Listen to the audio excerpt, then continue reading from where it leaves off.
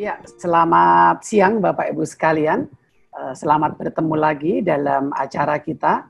Hari ini kita akan membahas sebuah topik yaitu efisiensi Bapak Ibu ya. Kita akan bahas topik yang judulnya adalah efisiensi. Kita berharap topik hari ini bisa memberikan inspirasi kepada Bapak Ibu sekalian untuk bisa mendapatkan masukan-masukan seputar apa nanti dalam bisnis teman-teman kita yang akan sharing. Ada dua orang yang akan sharing, ada Pak Handi dan ada Pak Riki.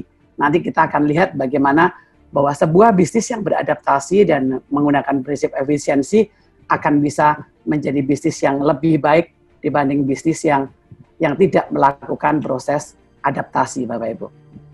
Bapak Ibu sekalian, kalau kita bicara acara hari ini adalah acara yang kita selenggarakan tiap hari Sabtu pada pukul 13.30, di mana kita akan menampilkan topik-topik seputar bisnis Bapak Ibu yang tentunya akan dapat membantu Bapak Ibu sekalian untuk bisa menjalankan bisnis dengan lebih baik lagi.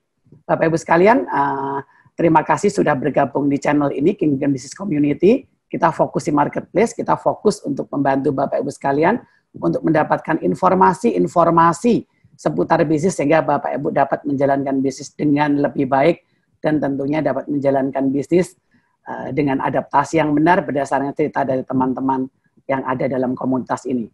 Oke Bapak Ibu sekalian, kalau kita bicara tentang bisnis Bapak Ibu, tentunya sebuah bisnis menjadi sangat penting ketika melakukan efisiensi dan adaptasi. Dan hari ini kita mau belajar dari kedua narasumber kita. Narasumber kita akan lihat di sini narasumber kita. Oke, kita akan punya beberapa narasumber. Yang pertama nanti ada Pak Handi Setiawan, yaitu Direktur Utama PT Gracia Mulia, dan ada Pak Riki Susilo yang adalah CEO dari RC Elektronik dengan berbagai macam produk software-nya yang luar biasa. Oke Bapak Ibu sekalian, kita akan lihat perubahan Bapak Ibu. Ketika kita bicara soal hari ini, bisnis harus berubah, harus beradaptasi, begitu Bapak Ibu ya. Bisnis harus beradaptasi. Siapa yang bisa beradaptasi, dia akan jadi pemenangnya. Tapi siapa yang tidak beradaptasi, dia akan kalah, Bapak Ibu. Maka dalam proses adaptasi ada banyak hal, Bapak Ibu, dari mulai memodifikasi produk agar bisa menjadi lebih baik, kemudian bisa melakukan adjustment efisiensi, bisa melakukan penggunaan software yang membuat bisnis Bapak Ibu jadi lebih baik, dan lainnya. Kita ingat, Bapak Ibu, ketika Taxi Bluebird waktu itu melakukan protes besar-besaran, ya.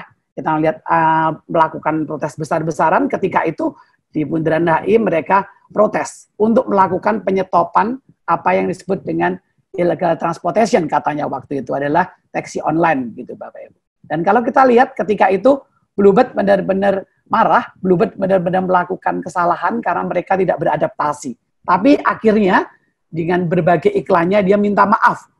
Maafkan kami ingin berubah. Kami ingin beradaptasi lebih baik lagi, kami ingin masuk dalam dunia online. Maka ketika itu mereka melakukan sebuah aksi, yaitu aksi kolaborasi Bapak Ibu. Aksi kolaborasi dengan siapa? Dengan Gokar Bapak Ibu. Dan ketika itu terjadi, maka terjadilah adaptasi bisnis.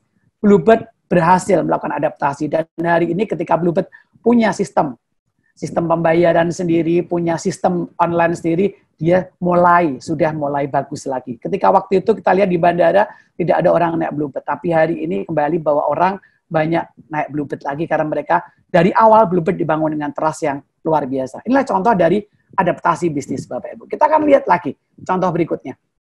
Kopi Kenangan Bapak Ibu. Kalau Bapak Ibu lihat Kopi Kenangan luar biasa Bapak Ibu ya. Sangat luar biasa, anak muda yang luar biasa membuat sebuah gebrakan kopi beradaptasi ke arah kopi yang disukai anak muda, milenial sukanya kopi manis ya. Ketika kopi di Starbucks harus memberikan gula sendiri, harus keracik sendiri, mereka mengeluarkan kopi susu dengan rasa manisnya, dan itu diadaptasi oleh market dengan sangat luar biasa. Dan jangan heran ketika Kopi Kenangan kemarin Bapak Ibu di tengah COVID diinjek 1,6 triliun. Sebuah kopi ya, kopi susu diinjek 1,6 triliun yang tentunya membuat kita harusnya panas bukan dalam arti negatif, tapi panas bahwa bisnis kita itu mesti bisa beradaptasi, harus bisa mencari celah-celah agar bisnis kita menjadi lebih baik. Dan 1,6 triliun tidak merupakan angka yang kecil, diinvest bersama-sama oleh investor besar, yaitu ada pendanaan seri B yang luar biasa. Jadi paling tidak hari ini saya tunjukkan bahwa proses adaptasi yang dilakukan sebuah brand, membuat sebuah brand mampu diinvest dengan angka yang luar biasa. Jadi pada saat COVID tetap ada saja brand-brand yang berkembang dengan pesat. Mungkin Bapak Ibu juga salah satunya adalah salah satu brand tetap diberkati pada saat COVID. Puji Tuhan, bersyukur kita, tapi yang penting apakah kita melakukan efisiensi dan adaptasi atau tidak, yang paling penting. Dan kalau kita lihat kutipannya ketika mereka kemarin pada saat corona, mereka demi mencegah PHK karyawannya, mereka rela membayar. Luar biasa ya, cukup banyak yang mereka bayarkan untuk bayar supaya karyawan tidak di PHK. Kopi Kenangan sadar bahwa pandemi memaksa kita untuk beradaptasi. Di sana dikatakan Bapak Ibu. Jelas dikatakan. Dan ketika kita bicara COVID, Bapak Ibu, ya ketika kita bicara COVID, kemarin saya dalam sebuah seminar saya sebutkan bahwa COVID, yuk bersahabatlah dengan COVID. COVID itu apa sih? Apa hal yang harus dilakukan pada saat COVID setelah atau the next normal? COVID, Co-nya adalah collaboration, cooperation. Jadi Bapak Ibu mesti melakukan cooperation. Berikutnya V, Bapak Ibu mesti memberikan value, Bapak Ibu. Ya, melakukan value. Value yang Bapak Ibu mesti memberikan value lebih agar bisnis Bapak Ibu bisa berkembang dengan sangat baik. Oke, idenya nanti di akhir sesi saya kasih supaya Bapak Ibu tetap stay tune di acara ini ya Bapak Ibu ya. Oke, Bapak Ibu, yang terakhir adalah efisiensi. Kita lihat BRI, sebuah bank plat merah, bank pemerintah yang akhirnya pada saat COVID juga membuat mereka harus melakukan efisiensi. Apa yang akan dilakukan mereka? Direktur jaringan dan lain BRI mengatakan bahwa tahun 2015 mereka punya outlet 10.612 dan saat ini di kuartal 1 2020 mereka hanya punya outlet 9.518. Sebuah tren perkembangan untuk mengefisienkan karena mereka mau bergeser dari transaksi konvensional beralih ke dalam digital, Bapak. Inilah perubahan, salah satu perubahan adaptasi yang dilakukan BRI, dan BRI mulai menancapkan satu tonggak yang kuat dalam era COVID ini. Oke, Bapak Ibu, saya akan undang narasumber pertama, yaitu Pak Handi Setiawan. Beliau ini bisnisnya di bidang perkayuan, gitu ya, PT Gracia Mulia. Beliau tinggal di Semarang, aktif di Kingdom Business Community Chapter Semarang, Bapak Ibu. Oke, tanpa berlama-lama, saya langsung saja undang Pak Handi Setiawan untuk menyampaikan presentasinya, sharingnya. Silahkan, Pak Handi. Ya, selamat siang teman-teman semua. Selamat bergabung di acara ini. Ini kali pertama saya diminta untuk bicara sharing di forum Kingdom Business Community di acara online Zoom. Nah, saya tinggal di Semarang, 20 tahun saya tinggal di Semarang.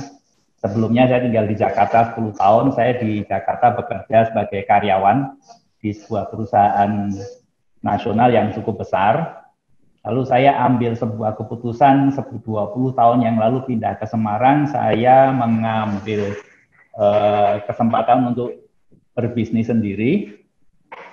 Awalnya mulai dari yang kecil, memang sangat kecil, akhirnya ada investor yang masuk dari luar negeri, kebetulan waktu itu dari Jerman, lalu menginjek dana dan saya sebagai pelaku bisnisnya, maksudnya menjalankan bisnis itu di Indonesia, saya sebagai minority shareholder, jadi mereka ambil yang memang dana besar dari mereka, tapi saya tetap sebagai pemilik walaupun hanya 10%. Dan dari situ saya berkembang, mendapatkan kepercayaan untuk merintis bisnis yang lebih lanjut lagi, dan akhirnya melalui beberapa proses, entah karena ditipu, entah karena dijegal di bisnis, akhirnya Tuhan membuka kesempatan untuk saya melangkah ke sektor bisnis yang produk yang berbeda, tapi masih dalam lingkup yang sama. Jadi saya akan singkat saja supaya nanti ada waktu di belakang jika ada yang mau tanya jawab, saya akan sampaikan secara simpel. Bisnis saya tidak sebesar seperti yang Pak Joko tadi sampaikan di pembukaan ya, kopi kenangan dengan bisnis skala 1,6 triliun apa enggak. Saya mulai dari yang sangat kecil, jadi nanti jangan ditertawakan karena memang inilah saya ya. Tapi saya percaya Tuhan memang mau mulai segala sesuatu dari kecil ya. Yes. Saya akan mengangkat sebuah topik innovation along the way. Ya, innovation itu selalu hal yang paling dibutuhkan untuk setiap progres bisnis yang kita lakukan, baik dari sisi manajemen, branding, marketing, planning, strategi, research and development, semuanya membutuhkan inovasi untuk setiap hal yang kita akan kerjakan di bisnis kita. Saya akan sedikit overview singkat saja. Di bisnis saya saat ini menjalankan operasional di 4 perusahaan. Sekarang mulai masuk ke perusahaan yang kelima, jadi sejak ada COVID ini justru saya menambah setup 1 company lagi untuk sebuah bidang bisnis yang berbeda. Wow. Baru jadi company-nya secara legal baru bulan ini, memang bulan ini baru jadi juga ya. Nah, saya ada 4 perusahaan yang masing-masing bergerak di produk yang berbeda. Nah, kalau saya klasifikasikan, satu di bidang beberapa perusahaan itu bergerak di bidang distribusi atau agency dari produk-produk yang dipakai untuk industri. Dalam lingkup saya adalah industri perkayuan ya, woodworking, furniture di Indonesia. Di sisi yang berbeda, di grup kami itu juga ada sisi manufacturing-nya, memproduksi furniture untuk diekspor dan dijual lokal sebagai side produknya. Ya.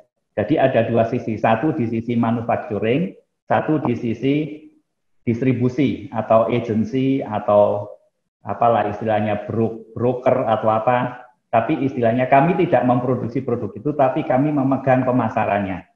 Ya. Oke, ini salah satu bisnis saya yang waktu itu Pak Joko juga pernah kunjungi waktu kami masih tahap awal ya. Pak Joko pernah datang ke tempat saya, ke kantor, walaupun hanya singkat. Bisnis ini dimulai dari bisnis yang dimulai di perusahaan yang berbeda yang saya jalankan juga.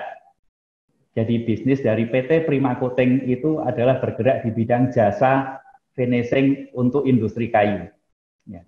Tapi berhubung ini pengalaman yang mungkin juga bisa jadi pengalaman pelajaran baik buat teman-teman, tapi jangan dicontoh ya. Saya berusaha untuk masuk di sektor bisnis perkayuan, bahan baku kayu, dengan nama perusahaan ini, istilahnya melakukan diversifikasi bisnis lah. Kira-kira itu saya jalankan di tahun 2015.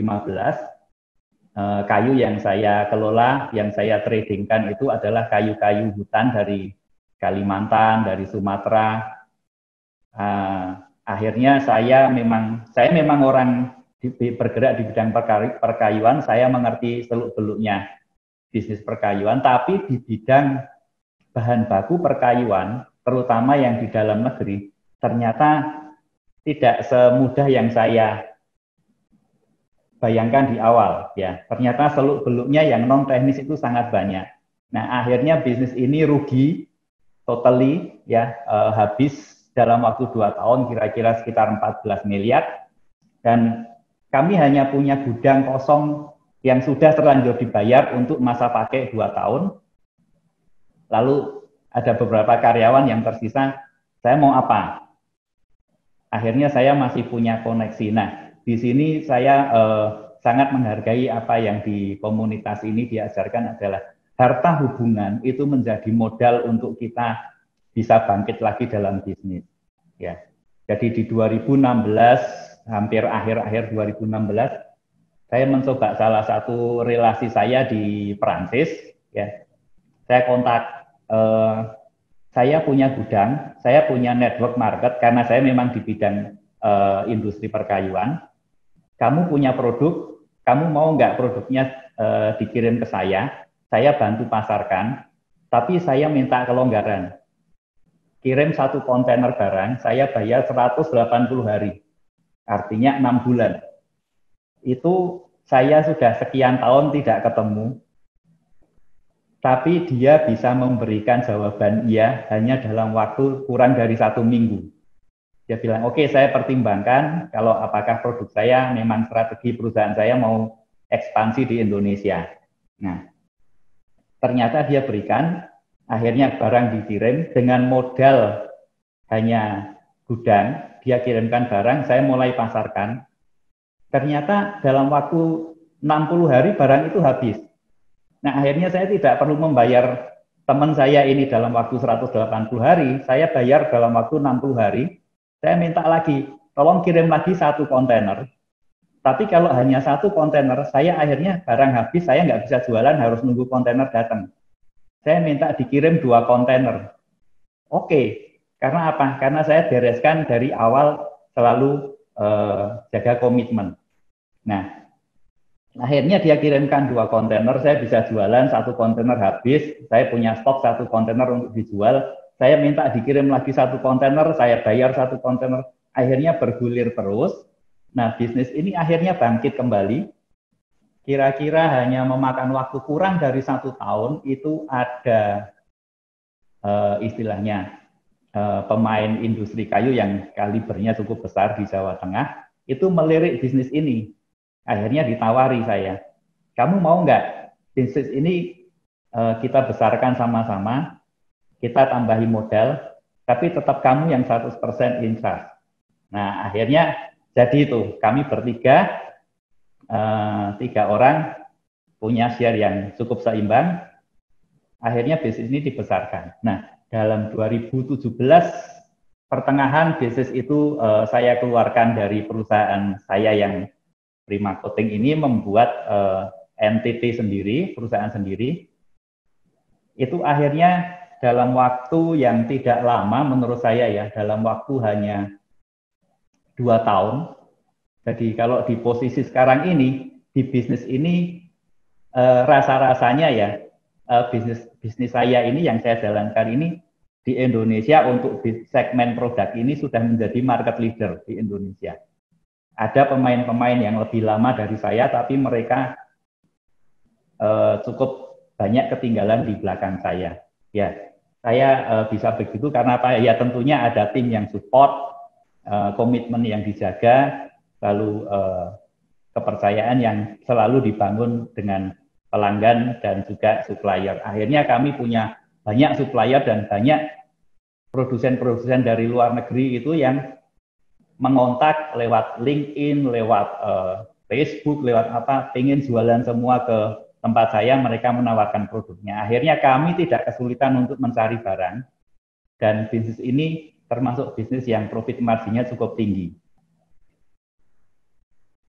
Ini sekedar gambaran untuk produk-produk yang saya jual, ya. Ini kayu gergajian.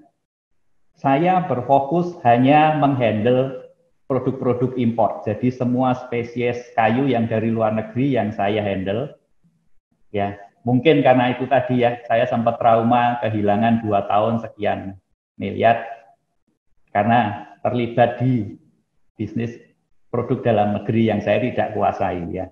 Ini adalah veneer lembaran kayu yang sudah di slice tipis-tipis, tebalnya 0,5, 0,6 mili. Ya, beberapa plywood kita juga ada ya, atau orang lokal mungkin suka panggilnya triplek gitu ya. Oke. Ini di bisnis manufacturing di grup kami. 2017 kami mendapat penghargaan dari Pak Jokowi sebagai yang terinovasi untuk industri perkayuan. Ya, kami ada kerjasama dengan Kasa Indonesia, Forme ini merek dagang untuk yang di lokal. Ya, kami ada showroom 2000 meter di Kemang, juga ada di Grand Wijaya. Kami juga punya showroom di Surabaya, barusan belakangan ini ya. Nah, saya mau ngambil statement dari yang Sony Industri keluarkan di tahun 2008. Waktu 2008 itu terjadi krisis keuangan yang cukup besar dan hampir semua industri itu terkena imbasnya. Nah, statement ini yang membuat Sony Industry itu bisa bertahan lewat krisis itu dengan mengambil value dari statement yang mereka keluarkan untuk semua karyawannya. Mereka punya moto begini, reduce your cost, turunkan biayamu, turunkan biaya Anda, atau Anda akan keluar dari bisnis ini. Atau kelanjutannya adalah reduce your standard, turunkan standarmu, dan kalian akan out, pergi. Kalian akan hilang. Ya, ini statement yang cukup pendek tapi sangat powerful ya kalau kita pahami betul arti dari statement ini. Dan menurut saya di kondisi COVID-19 yang masih hot ini, statement ini bicara cukup kuat untuk kita bisa bertahan dan keluar sebagai salah satu pelaku bisnis yang bahkan bisa lebih dari sebelumnya. Ini kesempatan untuk kita ambil sebagai batu loncatan. Nah, kalau di bisnis itu sebetulnya hanya ada konsepnya adalah ada manufacturing dari pabrik, ya ini foto pabrik di tempat kami. Lalu melalui jalur distribusi yang nanti saya akan singgung di belakang sampai kepada konsumen. Ya, prinsipnya sebetulnya cuma itu, cuma menjalankannya tentu banyak liku-liku di tengahnya, ya teman-teman. Oke, sebelum saya lanjutkan, ini ada video pendek. Ya, video ini cukup lucu, tapi memberi gambaran yang cukup menarik untuk kita bisa belajar ya. Coba kita lihat sama-sama. Ya, ini dua perusahaan yang bersaing ya. Punya ide yang besar, ya kompetisinya dia kuat, competitive edge, ya lewat sosial media dia di approve, endorse-nya banyak,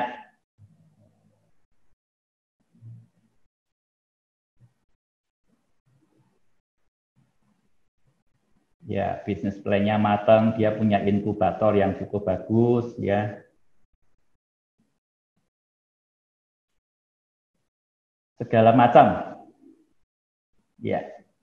Tapi cukup dipukul satu kali oleh market, bisnisnya bisa langsung tewas, ya. Jadi dengan segala macam inovasi, segala macam bisnis plan, segala macam tool investasi yang bagus, tapi kalau marketnya tidak bisa kita tahan, nggak bisa kita ajak kerjasama, akhirnya kita yang tewas, ya. Oke. Nah, saya mau bahas secara singkat, agak cepat supaya nanti ada waktu cukup banyak di belakang. Manufacture di bisnis manufacturing di sektor industri yang melakukan proses produksi, ini selama pandemi ini ada costing, ada biaya-biaya yang naik. Ya, satu karena social distancing, jadi kami harus mengurangi kepadatan karyawan. Ya, yang awalnya satu shift itu bekerja 400 orang, kami harus kurangi jadi 200. Nah, caranya di mana? Akhirnya kami rubah dari satu shift menjadi 2 shift. Nah, ini tentunya menambah biaya listrik, ya, karena kalau kita tahu ya di sektor industri itu ada biaya beban puncak, ya, setelah jam 6 itu beban listrik itu 2 kali lipat. Kalau kita mau mengakali itu, kita masuk setelah jam 11 malam atau jam 12 malam. Itu biaya listrik kembali ke normal, tapi produktivitas akan menurun banyak karena antara jam 12 ke jam 5, jam 6 pagi itu kondisi fisik manusia itu tidak prima, walaupun dia bisa tidur sebelumnya, ya. Dan ini membutuhkan supervisi ekstra. Tentunya ini yang menambah biaya, ya. Jadi banyak hal-hal yang harus diperhatikan memang dengan perubahan ini menjadikan biaya naik. Nah, lalu juga protokol kesehatan, ini menambah investasi, menambah biaya juga. Kita akhirnya harus sediakan termogan untuk setiap karyawan yang masuk. Dan itu membutuhkan waktu. Ya, karyawan harus datang lebih awal, dicek satu-satu. lalu sediakan hand sanitizer di pintu masuk setiap pintu masuk pabrik, kantor, atau produksi. Lalu kita harus sediakan masker. Sekian ratus orang kita harus sediakan masker, karena memang itu harus kita penuhi untuk mencegah penularan virus ini. Nah, satu lagi, ini yang menjadi dilema. Kalau dengan karyawan 400, 500, 600, itu jam istirahat mereka mau makan, mereka keluar lokasi pabrik, di mana mereka mau makan? Pasti larinya ke warung-warung di sekitar pabrik. Ya. Nah, beruntung kalau pabrik itu, industri itu mempunyai kantin di dalam lokasi pabrik, akan sangat membantu. Tapi tidak semua industri pabrik mempunyai fasilitas itu. Nah, di tempat kami tidak ada fasilitas itu juga. Lumayan banyak, kami ada 2 lokasi pabrik, satu lokasi itu sekitar 400 orang. Itu kalau istirahat makan cukup ramai keluar. Nah, tapi akhirnya apa? Kita sediakan makan di dalam untuk menghindari anak-anak karyawan ini keluar dan makan di luar, ketemu orang-orang lain, akhirnya lebih rentan dengan infeksi yang terjadi. Nah, itu biaya naik, biaya makan. Ya. Lalu kita juga provide vitamin. Vitamin kita juga tambahkan untuk karyawan supaya mereka punya daya tahan yang lebih baik. Itu biaya naik juga, ya. Fasilitas lain, wah, kalau ada yang karyawan-karyawan inti yang cukup penting, kita lakukan antar jemput, itu biaya tambahan, ya. Mobil perusahaan antar jemput, ya. Ada sarana tambahan, bikin wastafel, lalu tambah sabun cuci segala, cuci tangan, macam-macam. Itu biaya tambahan yang di luar biaya yang sebelumnya sudah ada. Ini karena pandemi, biaya ini muncul.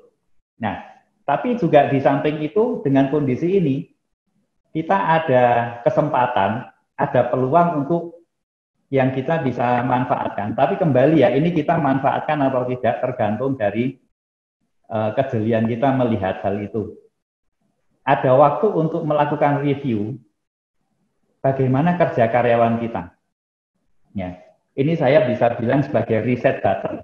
Ya, karena selama ini karena kita sebagai istilahnya atasan atau pimpinan di atas perusahaan yang selalu sibuk menghandle sisi keuangan, market, produksi, development, HRD kita juga pikirkan semuanya.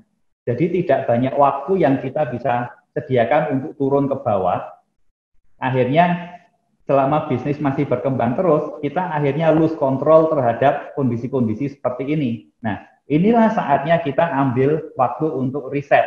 Ya, ada karyawan yang ternyata itu outsource. Nah, outsource kan kita punya kontrak, kita boleh lay off sewaktu-waktu dengan kompensasi yang sudah ditentukan di perjanjian. Atau ini istilahnya kalau di Semarang itu karyawan itu ada yang bahasa Semarangnya itu mokong.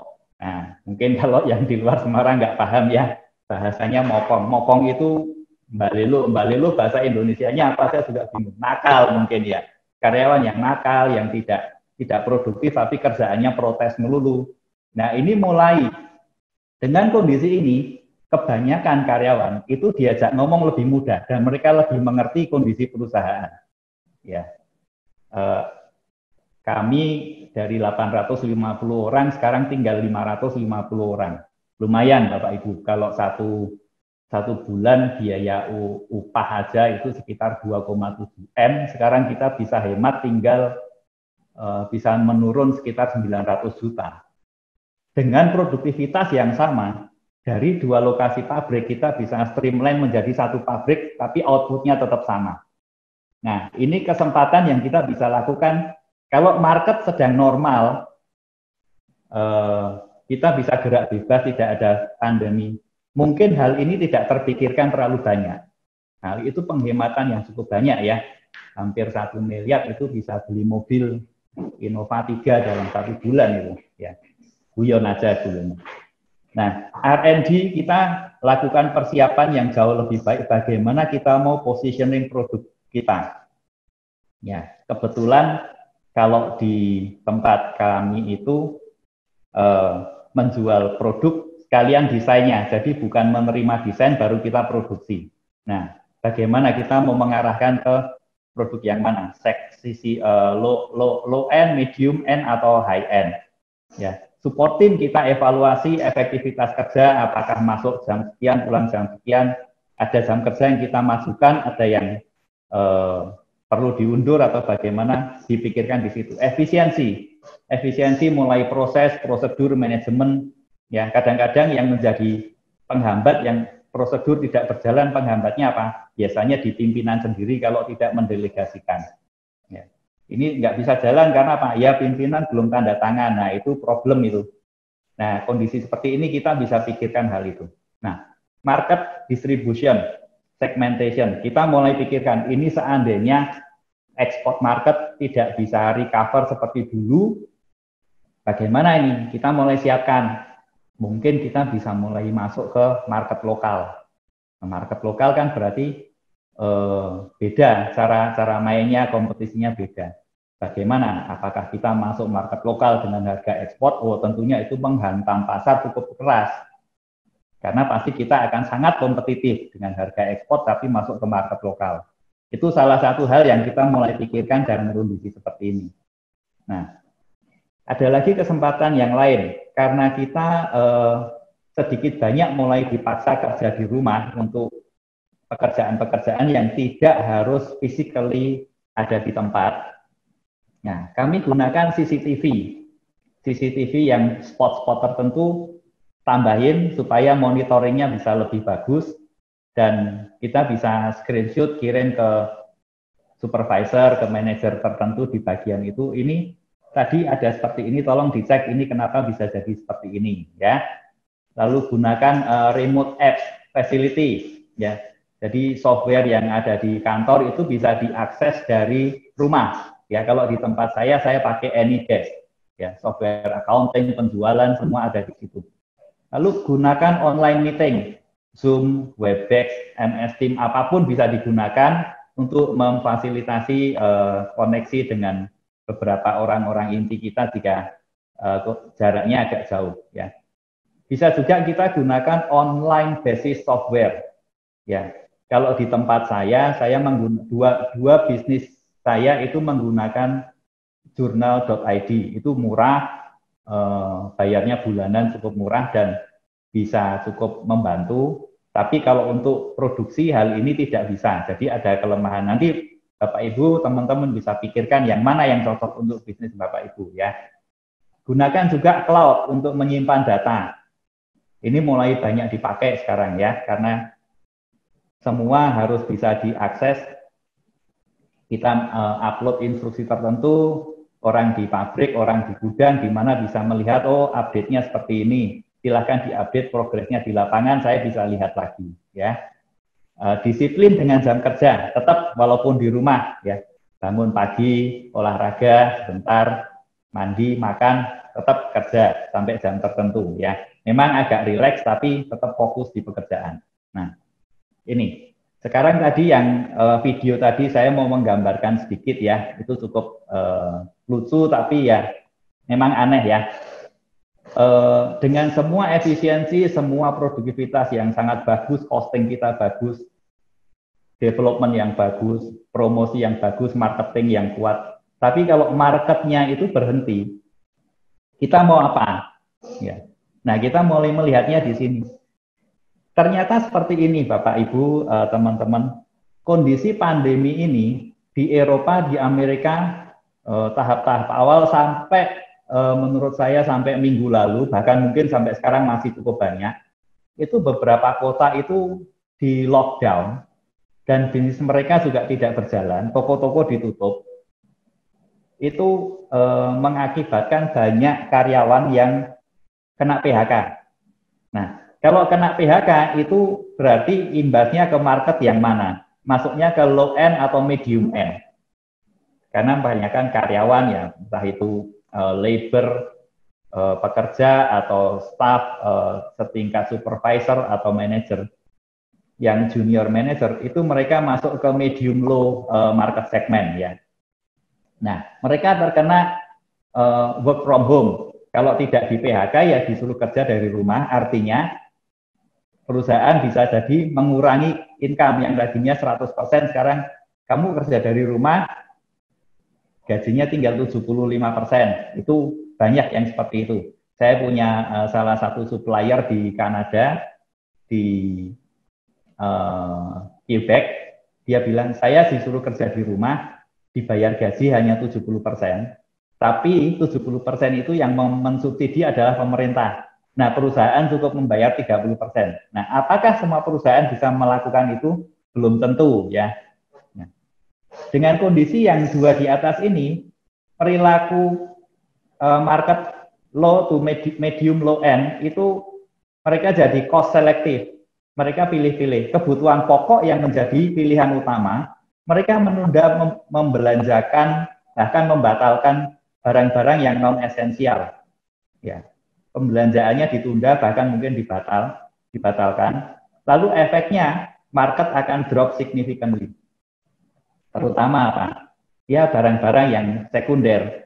Sekarang yang tidak perlu show off, nggak perlu beli tas atau sepatu yang bermerek, ya kan nggak ada yang mau ngelihat juga, dan lagian duitnya juga kurang, mendingan dibuat beli, makan dulu, bertahan dulu, ya.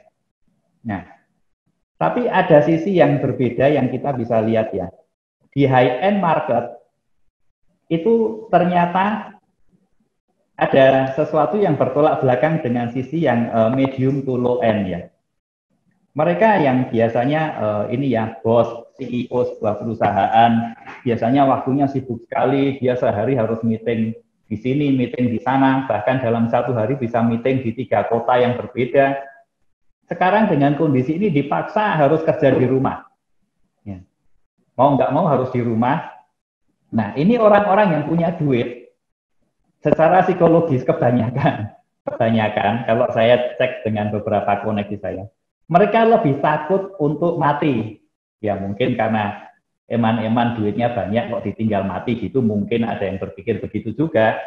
Tapi psikologisnya adalah mereka lebih takut terkena dampak dari virus ini. Akhirnya apa? Ya sudah, mereka di rumah, sebisa mungkin remote work, semua dikendalikan dari rumah. Nah, karena mereka di rumah, mereka lebih banyak waktu di rumah. Ya mereka tetap kerja, tapi mungkin 1 jam berhenti nongkrong, minum kopi di teras, di taman, di belakang rumah. Nah mereka akhirnya ngelihat, oh ini kok pintu saya sudah mulai nggak bagus ya, mendingan saya ganti deh, mumpung saya bisa di rumah, ngeliatin pintu yang baru, lalu waktu dipasang saya juga bisa mengawasi bagaimana pasangnya. Nah akhirnya apa? Dia punya uang, tapi nggak bisa keluar, belanjanya online. Nah, ternyata market saat ini yang bergerak di Eropa, di Amerika, itu yang market online itu bergeraknya cukup naiknya signifikan. Kita bisa lihat ya, Amazon itu naiknya gila-gilaan. Ya. Sementara dia, kalau saya nggak salah dengar, belakangan ini dia habis divorce dengan istrinya ya, dipikir, wah setelah divorce bagi warisan, kekayaan dia akan turun. Ternyata enggak loh, dia posisinya masih top nomor 1. Ya, jadi marketnya itu memang luar biasa yang online. Ya, jadi market di high end segmen itu naik sangat signifikan ternyata di market, bahkan di industri saya ya, di industri perkayuan, entah itu lantai kayu, pintu kayu, furniture kayu. Kalau namanya seorang bos di rumah punya duit, nongkrong, nggak punya pekerjaan yang terlalu banyak, akhirnya dia apa? Memperbaiki rumah. Wah, lantainya sudah mulai kusam ini, kotor-kotor, ganti deh, ganti. Dia pesan apa? Online. Kalau orang punya duit, pesennya ya barang yang mahal, dia nggak mau beli barang murah ya. Nah ini perlu dilihat sisi dari marketnya bagaimana. Oke, nah saya juga perlu tadi saya singgung di depan, saya sampaikan kalau kita mau melihat bisnis segmen yang berbeda, perlu dipertimbangkan hati-hati kalau kita mau pindah kolam ya. Kelihatannya di sini wah sudah cukup banyak nih yang main-main di sini. Di sebelah kok cuma 2 ya pemainnya. Nah, kayaknya enak nih kolam sebelah. Kita mau lompat ke sini. Hati-hati ya teman-teman. Saya sudah pernah mengalami dan cukup besar harga yang harus dibayar. Tapi ya itu jadi pengalaman ya. Kita nggak tahu kondisi kolam ini. Mungkin kita dari air tawar, di sini ternyata air laut. Begitu kita masuk ya kita nggak tahan lama. Nah, ternyata di bawahnya ada hiu pemangsa makanan yang makanannya ikan-ikan kecil, kita nggak tahu. Nah, perhatikan hal ini sebelum kita melompat jauh ke diversifikasi produknya. Di tempat saya, di grup kami, memang ada beberapa segmen produk, tapi semuanya masih dalam lingkup marketnya adalah di perkayuan. Oke. Ini saya mulai masuk sedikit dari sisi distribusi ya, distribusi. Di bisnis saya ada 2-3 perusahaan yang melakukan bisnis distribusi dengan produk yang berbeda, dengan spesialisasi yang berbeda. Dan ternyata ya, di kondisi seperti ini, itu tetap ada salah satu di bisnis saya, salah satu perusahaan saya itu bergerak di bidang mesin-mesin perkayuan dan mesin-mesin perkayuan yang mainnya kami di investasi yang cukup nilainya besar-besar ya. Itu ternyata di kondisi pandemi ini tetap ada yang invest, walaupun kita nggak bisa meeting, kita meetingnya online, presentasinya online, dan mereka bisa mengambil keputusan untuk investasi. Ya oke, deal sign 300.000 US, 100.000 US, mereka tetap transaksi. Nah, bagaimana kita bisa siap menjalani transaksi itu kalau kita nggak mau berubah dari model lama? Harus meeting lah, harus ketemu inilah, harus testing lah. Nah, kita bisa lakukan modifikasi yang berbeda-beda. Nah, prinsip distribusi itu adalah dari supply atau produsen atau pabrik. Barang itu dilanjutkan sampai ke customer atau ke konsumen. Ya, kalau di industri kita lebih gampang ngomongnya customer. Nah, kita coba lihat dari sisi produk. Produk ini spesifik atau komoditi. Kalau produk ini komoditi, biasanya fungsi distribusi ini tidak diperlukan. Ya. Jadi yang saya taruh di bagian tengah ini adalah added value yang harus dipegang oleh bisnis distribusi. Ya. Komoditi tidak perlu distributor, dia bisa langsung sampai ke customer. Tapi kalau produk itu spesifik, dia butuh penjelasan teknis, butuh presentasi, ya, dia perlu edukasi produk, lalu perlu handling komplain on-site di lapangan. Ini kebanyakan yang pabrik itu belum tentu bisa handle di sini, apalagi kalau ini produsen dari luar negeri. Ya. Kita lihat dari sisi penjualan, apakah perusahaan supply ini dia menempatkan sales rep orang, salesman di lokasi market. Apakah perusahaan itu mempunyai kantor cabang, atau bahkan perusahaan itu mempunyai stok, punya gudang sendiri untuk disalurkan ke customer. Nah, kalau perusahaan itu tidak mempunyai fasilitas ini, maka fungsi ini yang harus diambil alih oleh distributor atau agen. Ya. Jadi kalau teman-teman ada yang pengen, saya mau bisnis distribusi aja, agen modalnya lebih sedikit. Betul, seperti yang tadi saya sempat ceritakan di depan, saya modalnya bisa dibilang nol. Modalnya kepercayaan, saya lakukan dengan komitmen. Ya. Tapi fungsi ini harus betul-betul dipegang. Jangan sampai dilalaikan. Karena added value-nya distributor itu akan hilang kalau ini tidak dipegang. Ya. Nah, apakah kalau kita jalankan ini ada jaminan dari supplier atau produsen akan membypass langsung ke sini? Tidak ada jaminan. Tapi selama kita mengambil profit yang masih layak, yang masih normal, customer juga diuntungkan dengan harga jual kita. Tidak ada alasan kuat dari produsen untuk membypass distributor masuk langsung ke customer. Ya. Di bisnis saya tadi, yang saya sempat ceritakan, tunjukkan foto-fotonya produk-produk kayu import, itu dalam kondisi normal, kalau saya tidak sedang melakukan open house atau sale, teman-teman jangan kepingin ya, itu saya bisa ambil profit antara 30% sampai 200%, tergantung produknya. Kalau saya sale karena kebanyakan stok, saya bisa sale dengan margin masih 15%. Ya, kok bisa begitu? Ya tentunya ada kunci-kunci di dalamnya yang saya bisa mainkan karena saya terlibat banyak di situ. Saya menang di sisi pembelian, ya kebanyakan ternyata di pabrik itu banyak yang produk-produk bagus mereka tidak bisa jual. Caranya gimana untuk mendapatkan itu? Ya harus pergi datangi pabriknya.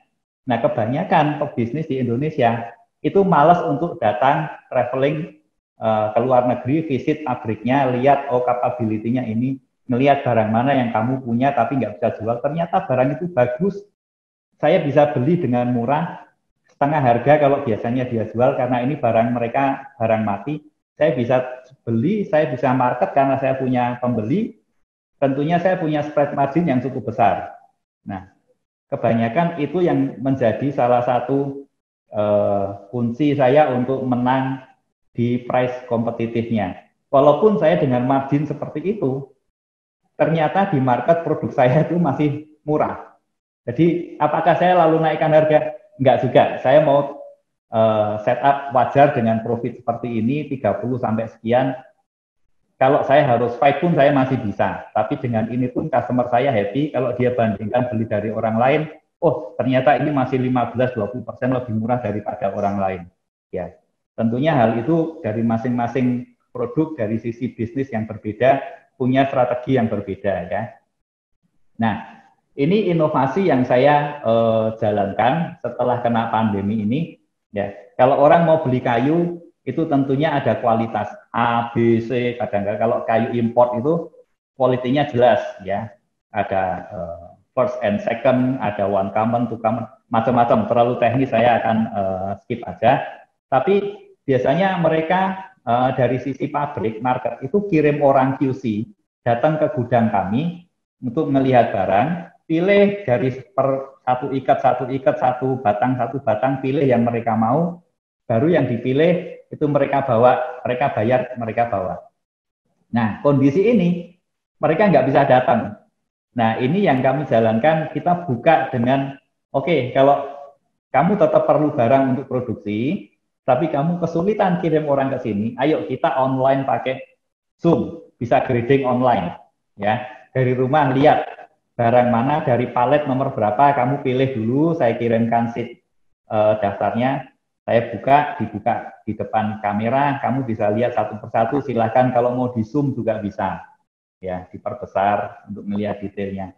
Itu hal-hal yang kita harus lakukan seperti kondisi ini akan sulit kalau kita tidak bisa lakukan jarak jauh ya.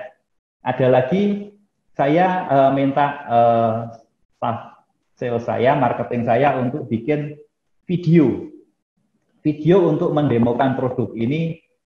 Diupload di Instagram ya, dimasukkan ini video IGTV ya, jadi satu video ini per jenis produk dibuat videonya, dibuka dari sini, dilihat dari sini, itu ada klip-klipnya dan ada videonya per produk bisa dilihat. Dan sales saya kalau mau memasarkan customer, saya perlu barang yang ini walnut, kualitasnya yang panjangnya sekian, grade-nya yang A.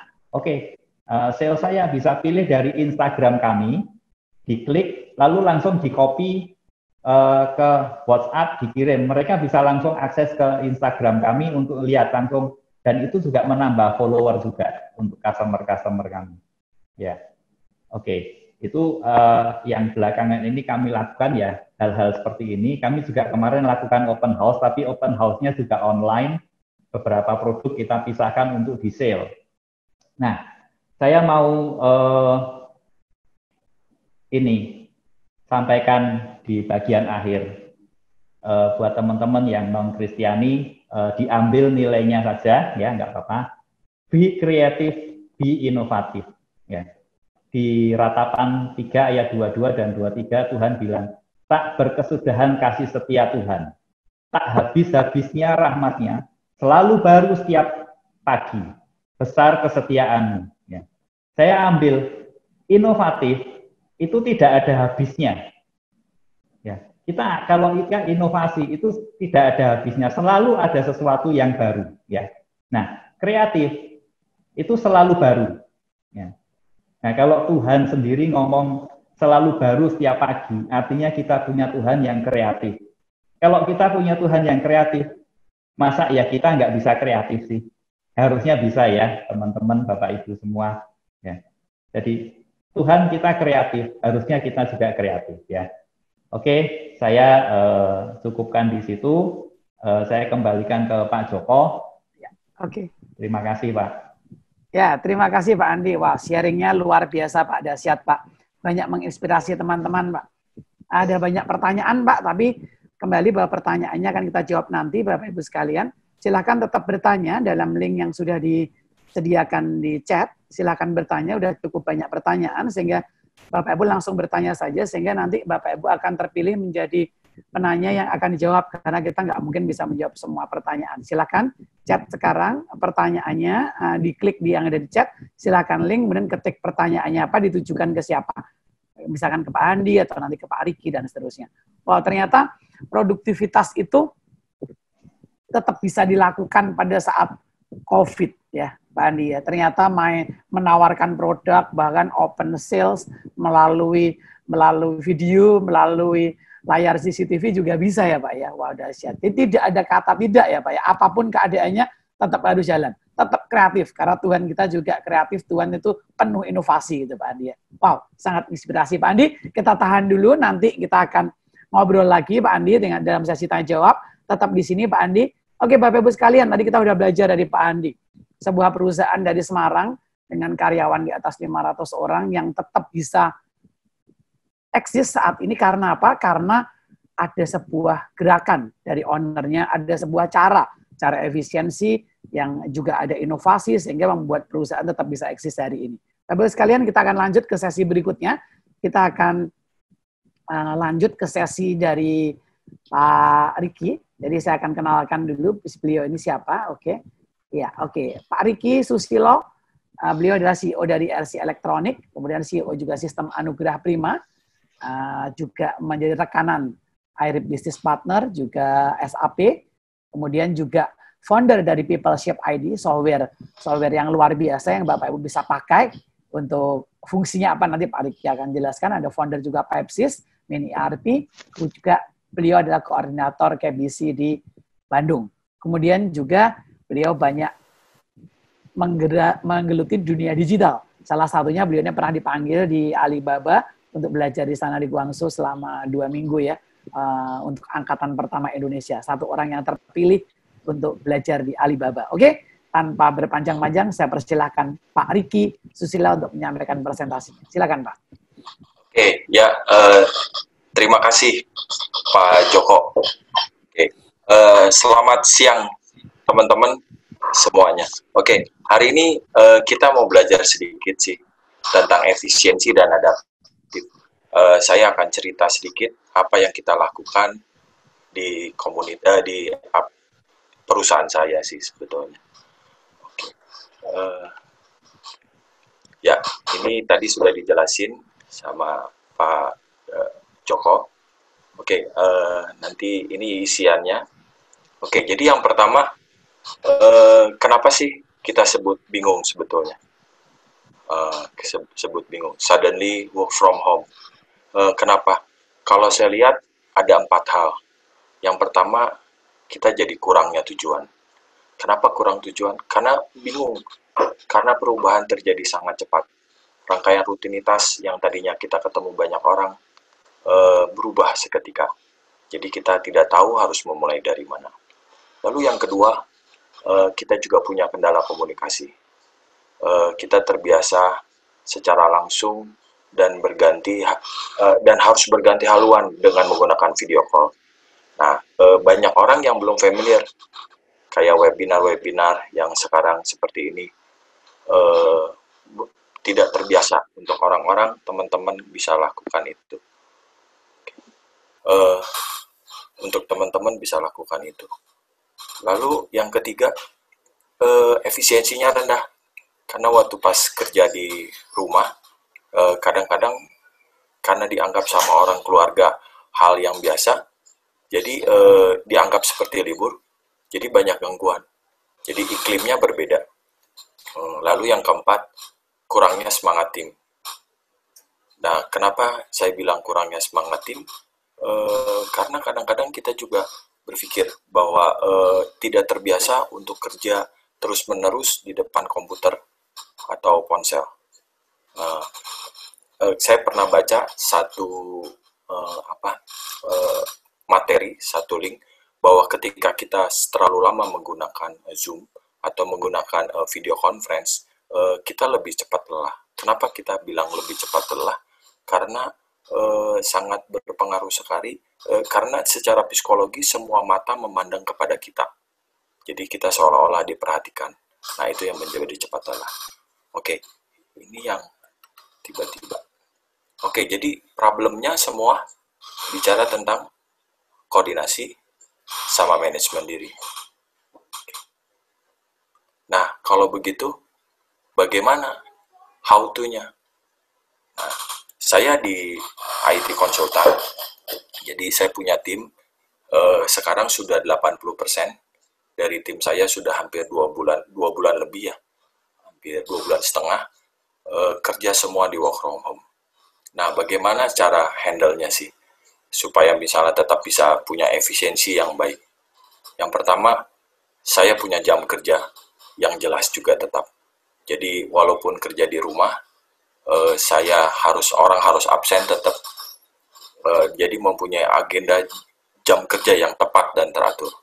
Terus, online meeting tetap dischedule-kan secara biasa. Jadi, kalau saya biasa di tim, di kantor, saya cuma bilang, oke, kita punya weekly meeting setiap hari Senin. Saya selalu bilang, kita ketemu di Zoom jam 8:30 pagi misalnya, atau jam 10 pagi. Jadi sama seperti ketika kita di kantor, cuman bedanya sekarang pakai online meeting. Bahkan online meeting bisa menjadi penghemat waktu. Oke, jadi yang kedua, harus clear mengenai tugas dan tanggung jawab. Nah, seringkali tadi ketika teman-teman pada bingung, tim pada bingung karena perubahan yang cukup drastis, jadi nggak tahu tugas dan tanggung jawabnya. Nah, kalau ini kita jelaskan struktur tugas dan tanggung jawab dan komunikasi untuk pekerjaan.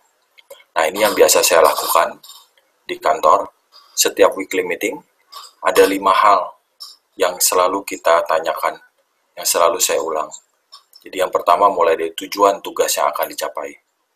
Minggu ini kita targetnya sampai di mana, tujuannya apa.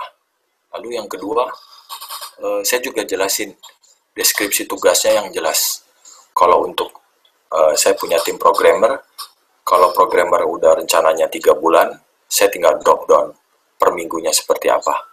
Tapi kalau untuk tim support, saya cuma tinggal review berapa banyak isu yang masih outstanding. Nah, kita jelasin deskripsi tugasnya. Lalu yang ketiga, hasil yang harus dicapai. Jadi kita pengen taunya hal apa yang baiknya. Kita obrolin, kita diskusi dengan tim. Yang keempat, ada batas waktu pekerjaan. Jadi tetap harus ada deadline-deadline. Yang kelima, kalau memang diperlukan tim yang lebih banyak, kita bisa atur dengan timnya seperti itu. Nah, ini nanti di akhir saya akan cerita beberapa aplikasi yang bisa bantu untuk melakukan tugas-tugas seperti ini. Yang ketiga, respon dan feedback. Jadi sangat penting sekali itu respon yang cepat. Kalau di kantor, ketika kita ada pertanyaan, ketika kita membutuhkan sebuah keputusan, butuh beberapa data, kalau di kantor, kita tinggal bisa panggil. Nah, ketika kita kerja dari rumah, ini sudah harus dibiasakan tim, ketika ada yang bertanya, selama waktu masa kerja, dia harus mempunyai respon yang cepat via WhatsApp. Saya di kantor pakai grup WhatsApp, di beberapa tempat yang customer saya pakai Telegram juga. Jadi bisa via telepon, via grup WhatsApp, via email. Nah, kenapa? Karena respon yang lambat itu membuat cenderung negatif.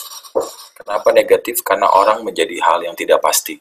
secara psikologi itu menjadi menunda. Oke, selanjutnya yang keempat, harus ada laporan yang jelas. Tadi di poin yang kedua, di waktu pas di weekly meeting, harus ada kejelasan target sampai di mana. Nah, kita sebagai pemimpin, kita harus menyediakan prasarananya. Bagaimana di mana dia dapat melaporkan pekerjaannya. Misalnya kalau saya pakai Google Sheet. Jadi saya punya namanya satu file yang dikerjain barengan. Tim di saya tiap hari isi file jurnal kalau saya sebutnya. Lalu juga bisa pakai Office 365 atau Dingtok. Nah, lalu yang kelima, ada supervisi. Nah, karena nggak semua tim juga punya inisiatif yang kuat untuk tetap inisiatif kreatif dalam pekerjaannya ketika work from home. Jadi, saya biasanya tetap absensi, struktur jenis pelaporan yang tadi sama yang terakhir, ketika meeting via conference call, video itu wajib diaktifkan. Jadi kita bisa tahu posisi dia ada di mana, dia sedang apa, kita bisa tahu. Lalu yang keenam, ada kebijakan khusus, mungkin tata cara izin, cuti, sakit, ini sering ada perubahan. Nah, yang terakhir, ini kebijakan work from home. Di kantor saya selalu ingatkan kepada tim bahwa kita masing-masing harus manage sendiri-sendiri apa yang harus kita lakukan. Terus mungkin ada perubahan pola pekerjaan dan tanggung jawab. Ya, kayak di kantor saya, beberapa tim admin saya mungkin berubah kerjaannya menjadi harus ngatur di online, jadi admin online. Karena saya juga ada beberapa toko online. Jadi ada beberapa kebijakan-kebijakan dan tim harus diberi pengertian supaya mereka bisa mau berubah. Nah, ini adalah 7 langkah yang saya lakukan dalam masa pandemi ini supaya kantor tetap bisa berjalan, ketemu customer juga banyak, tetap juga berjalan semua. Jadi ada beberapa cara-cara yang penyesuaian. Oke. Selanjutnya, ini yang terakhir, being adaptive. Nah, ini ada tools-tools yang biasanya saya pakai. Pertama, ada video conference. Ya, kita pakai Zoom seperti yang sekarang ini. Saya juga beberapa customer kadang-kadang cukup alergi sama Zoom karena ada beberapa berita miring. Tapi kalau menurut saya itu cuma trik marketing. Jadi ada beberapa yang hendak pakai Cisco Webex atau Google Meet atau Microsoft Teams. Nah, yang terakhir ada Blue Jeans atau WhatsApp. Yang terakhir di WhatsApp juga bisa sekarang video call sampai 8 orang. Nah, ini adalah cara yang paling cepat untuk kita melakukan video conference. Yang kedua, kita juga harus punya aplikasi chat online. Ada Telegram. Saya lebih suggest di Telegram. Karena di Telegram kita bisa bikin grup, terus tidak memperlambat kita punya handphone, karena semua datanya tidak di-download, semua datanya disimpan di servernya Telegram. Terus lalu ketika ada orang yang baru join di grup Telegram, kita bisa set up, orang tersebut bisa baca history chat sebelumnya. Nah, itu yang di Telegram. Ada WhatsApp juga. Yang ketiga, Dingtok. Nah, Dingtok ini juga hal yang menarik. Tadi Pak Joko di depan sudah bilang, saya salah satu yang diundang ke Alibaba tahun lalu untuk acara Netpreneur. Nah, Dingtok ini adalah bikinannya Alibaba. Dingtok ini dikasih free. Dia merupakan satu platform selain buat chat, tapi di sini juga bisa ada absensi juga di sini. Terus ada performance, ada reimburse, ada banyak aplikasi yang bisa disimpan di sini untuk menunjang pekerjaan. Termasuk juga ada Drive yang dikasih 10 terabyte. Lalu yang keempat ada Slack. Ini yang umum, yang sering banyak orang pakai. Ini bisa dikaitkan dengan timeline untuk pekerjaan masing-masing. Oke, selanjutnya saya punya aplikasi berbagi data. Karena kita posisinya semua berjauhan, saya dengan tim, berarti saya harus dengan cepat bisa share screen. Saya share file, entah itu file Excel, atau file juga dokumen. Bahkan file foto juga, misalnya seperti itu. Yang paling sering saya pakai adalah saya pakai Google Drive. Karena itu paling umum. Lalu yang kedua, saya juga pakai Microsoft OneDrive. Karena kita juga pakai Office, jadi bisa sekalian. Ada Dropbox, ada iCloud. Nah, untuk yang nomor 5 sama nomor 6, Jamshare sama WeTransfer, kalau Bapak Ibu, kalau saya pakai untuk mengirimkan data-data besar. Karena data-data besar, misalnya kita anggap 200 mega, kalau kita simpan di Dropbox, atau Google Drive, atau Microsoft OneDrive, itu cukup memakan kuota. Jadi saya kirim melalui Jamshare atau WeTransfer. Oke, selanjutnya ini aplikasi lain yang mendukung kita saya dan tim untuk bisa bekerja sama. Yang paling saya banyak sering gunakan adalah G Suite. Jadi saya bisa pakai Google Slide, Google Docs, terus ada juga Google Sheet. Nah, kelebihannya G Suite, ketika kita membuka bersama-sama, sebagai contoh misalnya Google yang pakai Excel misalnya, kita bisa sama-sama merubah kolom demi kolom, row demi row. Nah, yang kedua juga pakai Office 365. Nomor 3 AnyDesk, saya pakai buat kalau saya butuh remote ke server di kantor. Artinya, seolah-olah saya berada pada posisi di kantor, berada posisi di depan komputer kantor. Nah, padahal saya ada di rumah. Bisa pakai AnyDesk, atau juga pakai TeamViewer. Nah, yang keempat, yang kelima, Canva, Spark, sama Photopea. Ini adalah satu aplikasi untuk bentuk image. Kalau kita mau bikin flyer yang sederhana, bisa di Canva atau di Spark.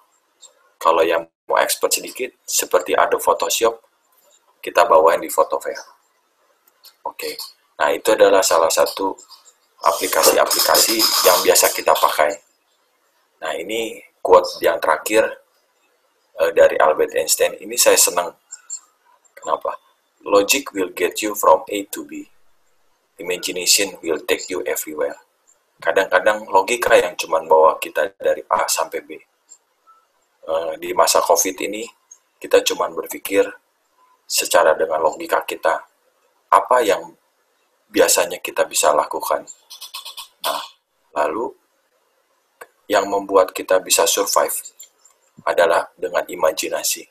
Ketika kita mikirin bisnis kita, ketika kita spesialisasi apa yang harus kita kerjakan, nah itu yang bisa membawa kita kemana-mana.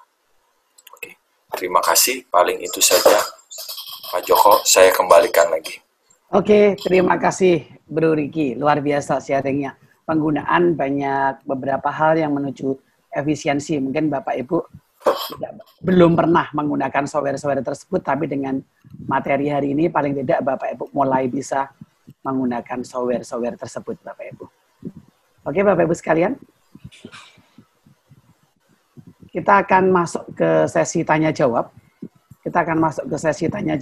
Yang pertama kita akan baca pertanyaan pertama. Ya, untuk Pak Andi. Pertanyaannya. Pak Andi, di awal tadi sempat cerita, ada investor dari Jerman yang menunjukkan dana ke Pak Andi. Mereka pengen tahu nih Pak Andi, caranya bagaimana untuk bisa mendapatkan investor dari Jerman atau investor yang selama ini Pak Andi dapatkan. Gitu. Silakan Pak Andi. Oke, Pak Joko. Ceritanya begini ya. Sebetulnya waktu saya masih bekerja di Jakarta itu, saya kerja di sebuah perusahaan skala nasional ya, perusahaan besar. Kalau saya sebut namanya pasti tahu. Dan waktu itu saya berfungsi sebagai technical service untuk satu produk yang produk itu adalah produk cat yang memang menggunakan teknologi khusus ya. Pengeringannya hanya sepersekian detik, tidak perlu menunggu karena memang menggunakan teknik radiasi.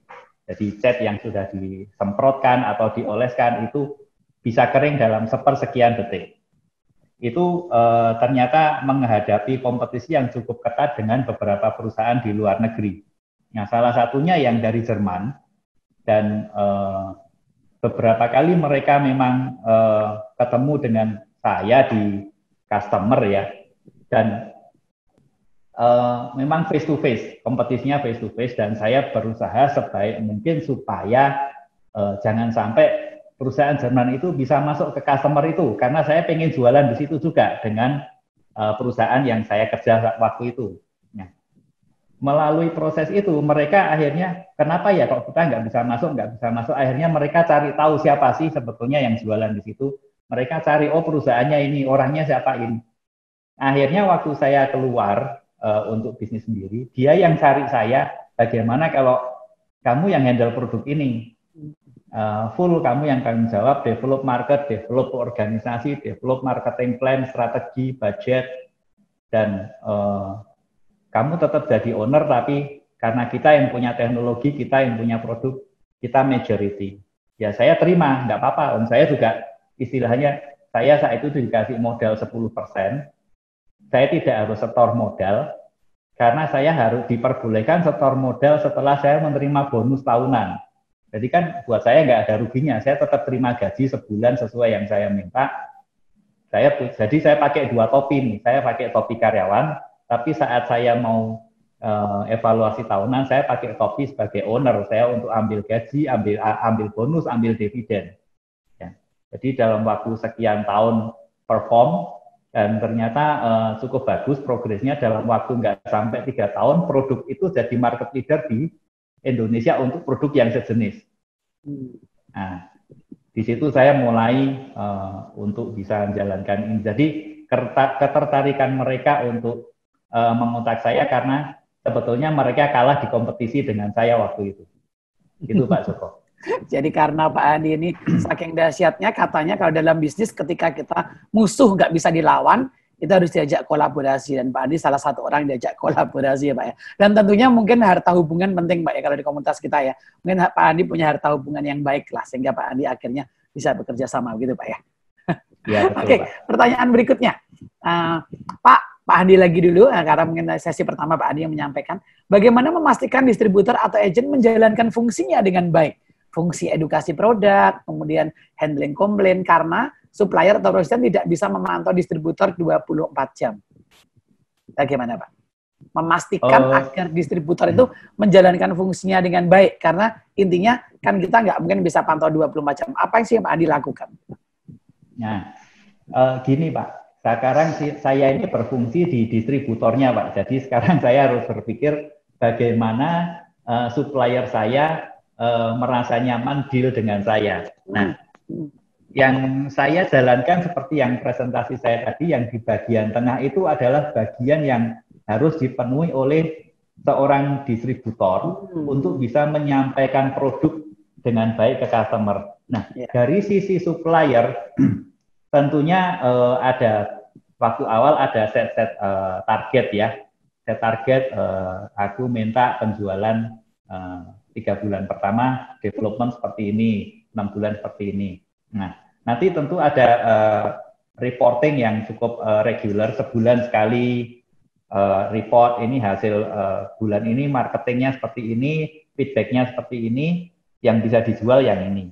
Nah, itu ada reportingnya. Lalu sebetulnya kalau di bisnis saya, supplier itu bisa melakukan internal checking di negara mereka sendiri, karena seperti di Amerika, di Kanada, atau di Eropa, itu mereka bisa kalau mereka adalah member dari sebuah asosiasi di bisnis itu, mereka bisa dapat laporan dalam 1 bulan ini, misalnya nih kayu oak yang diekspor dari Amerika yang berangkat dari pelabuhan Norfolk ke Indonesia itu ada sekian kontainer, sekian kubik.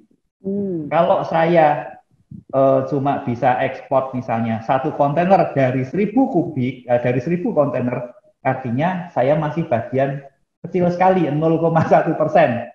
Ya, 0,01%.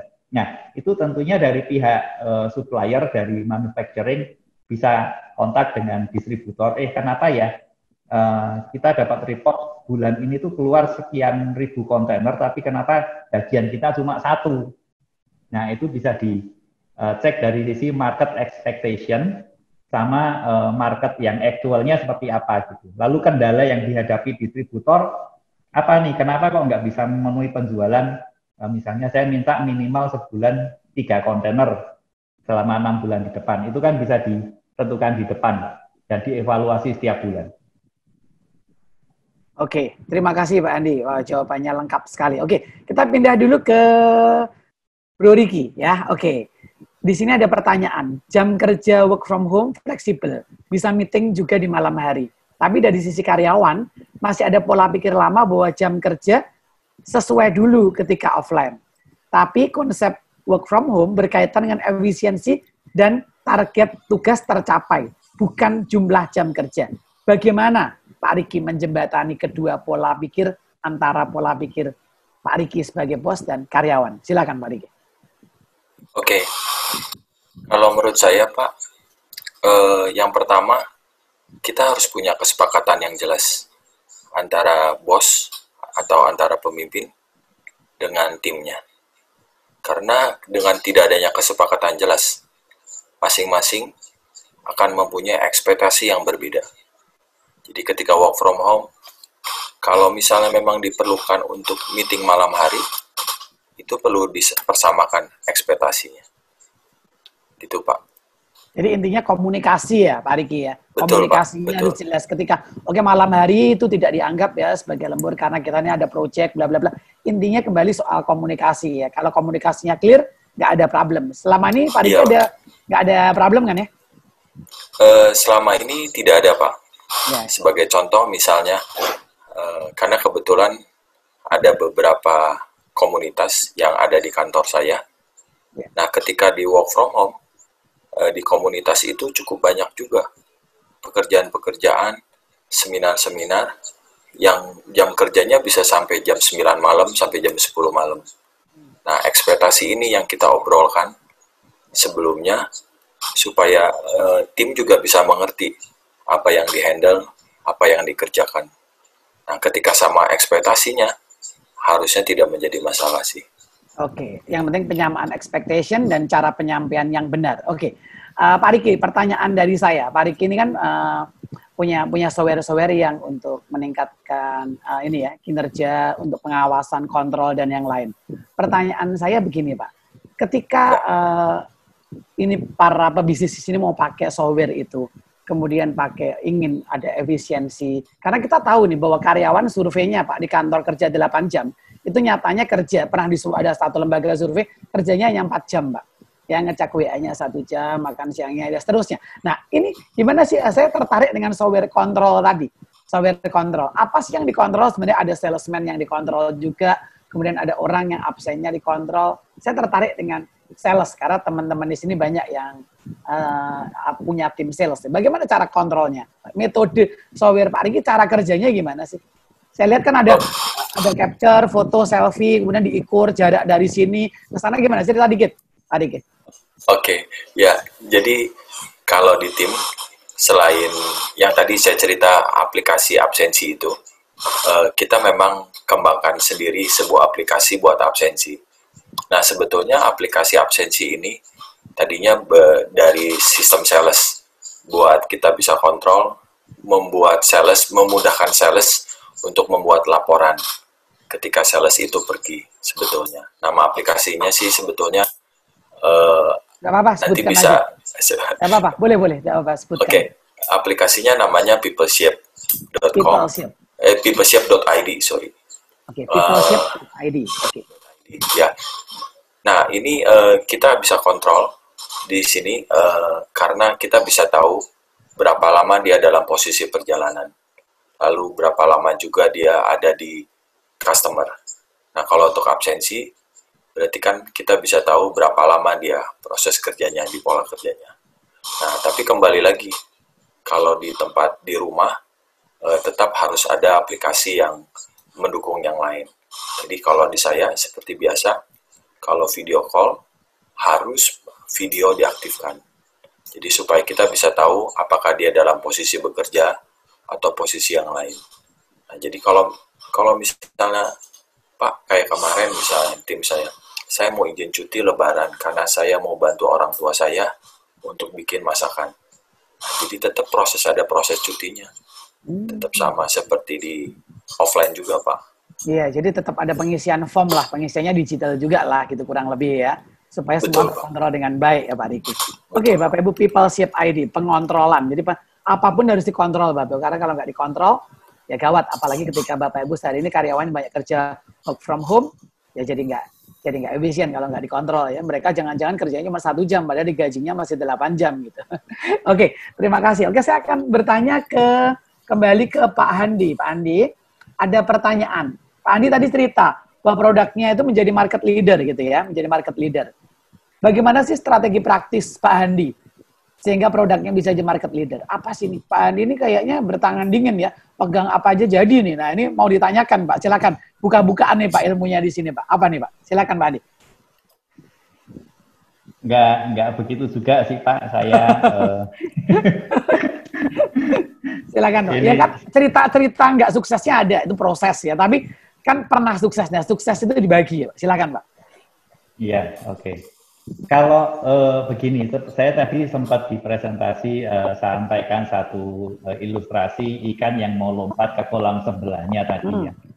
Yang pertama memang di bidang industri perkayuan ini, saya melihat proses dari ujung, mulai dari hutan bahan bakunya, sampai ke end produknya itu sampai barang jadi dalam bentuk furniture, dalam bentuk rumah dari kayu, macam-macam.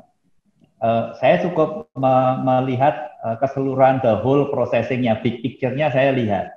Nah, di situ saya melihat peluang di mana dengan saya, kondisi saya yang capital-nya tidak besar, tapi saya bisa masuk di satu mata rantai. Di mata rantai itu menambahkan barang ini jadi added value. Nah, di situ saya menjiwai dari prosesnya itu sendiri, Pak. Jadi kalau saya menjiwai proses itu, saya harus ngapain? Berarti saya harus bisa mengeducate. Yang nggak mungkin educate ini bisa disampaikan oleh produsen dari luar negeri ke konsumen di industri di Indonesia.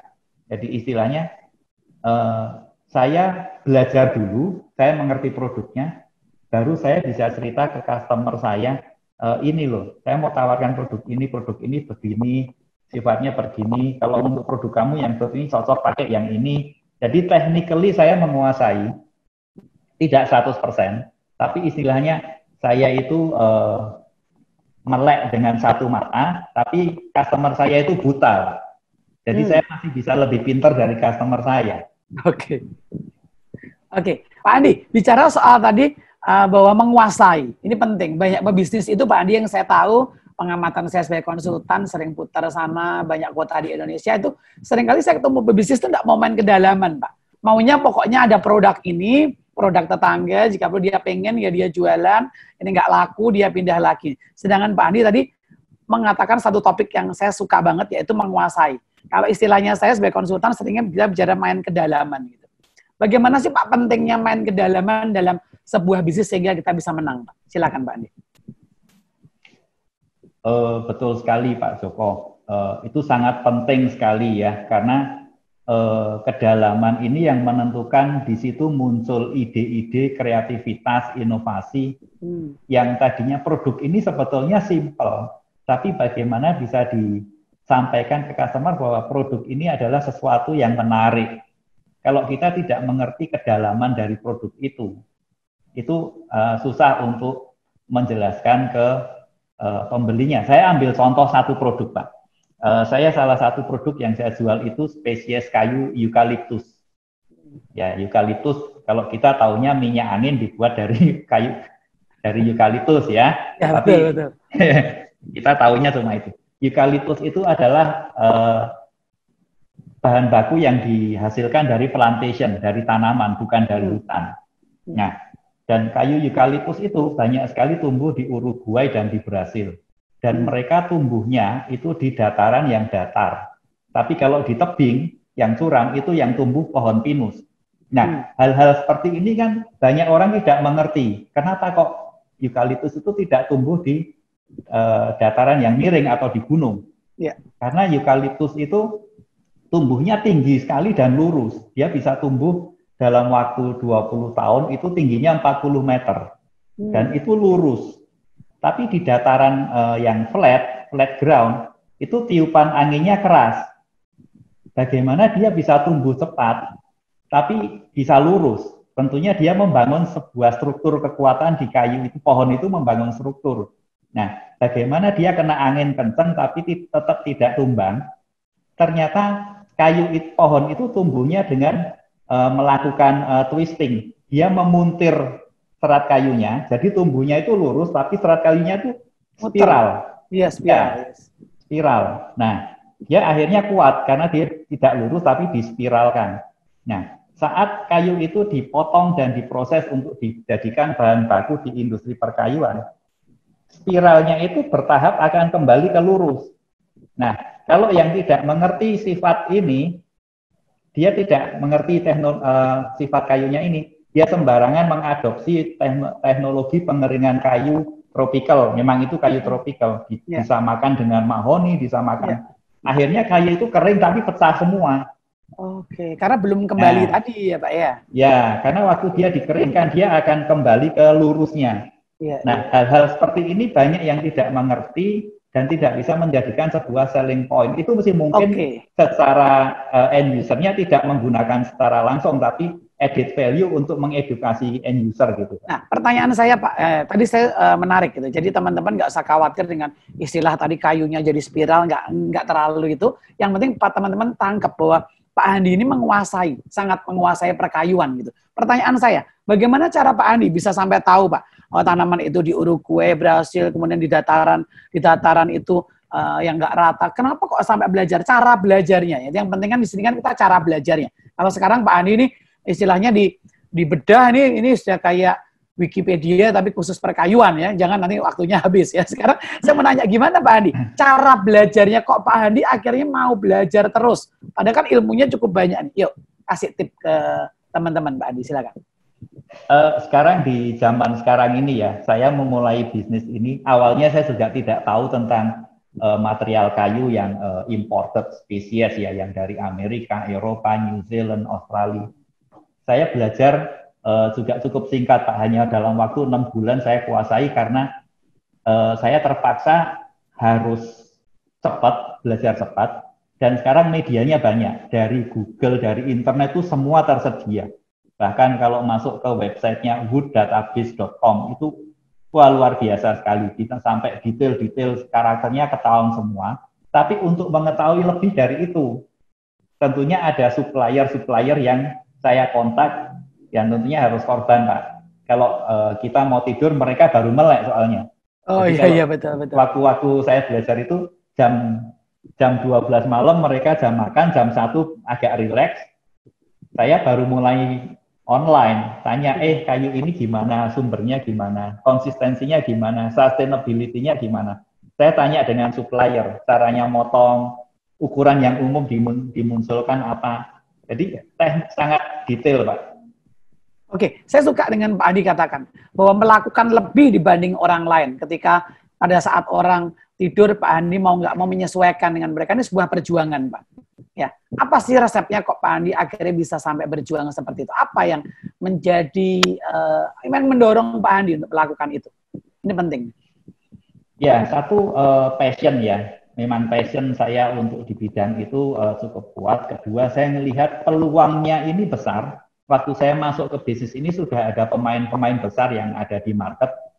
Tapi saya melihat ini banyak yang sekedar jualan tapi tidak mengedukasi. Nah, saya mau memberikan sesuatu yang berbeda.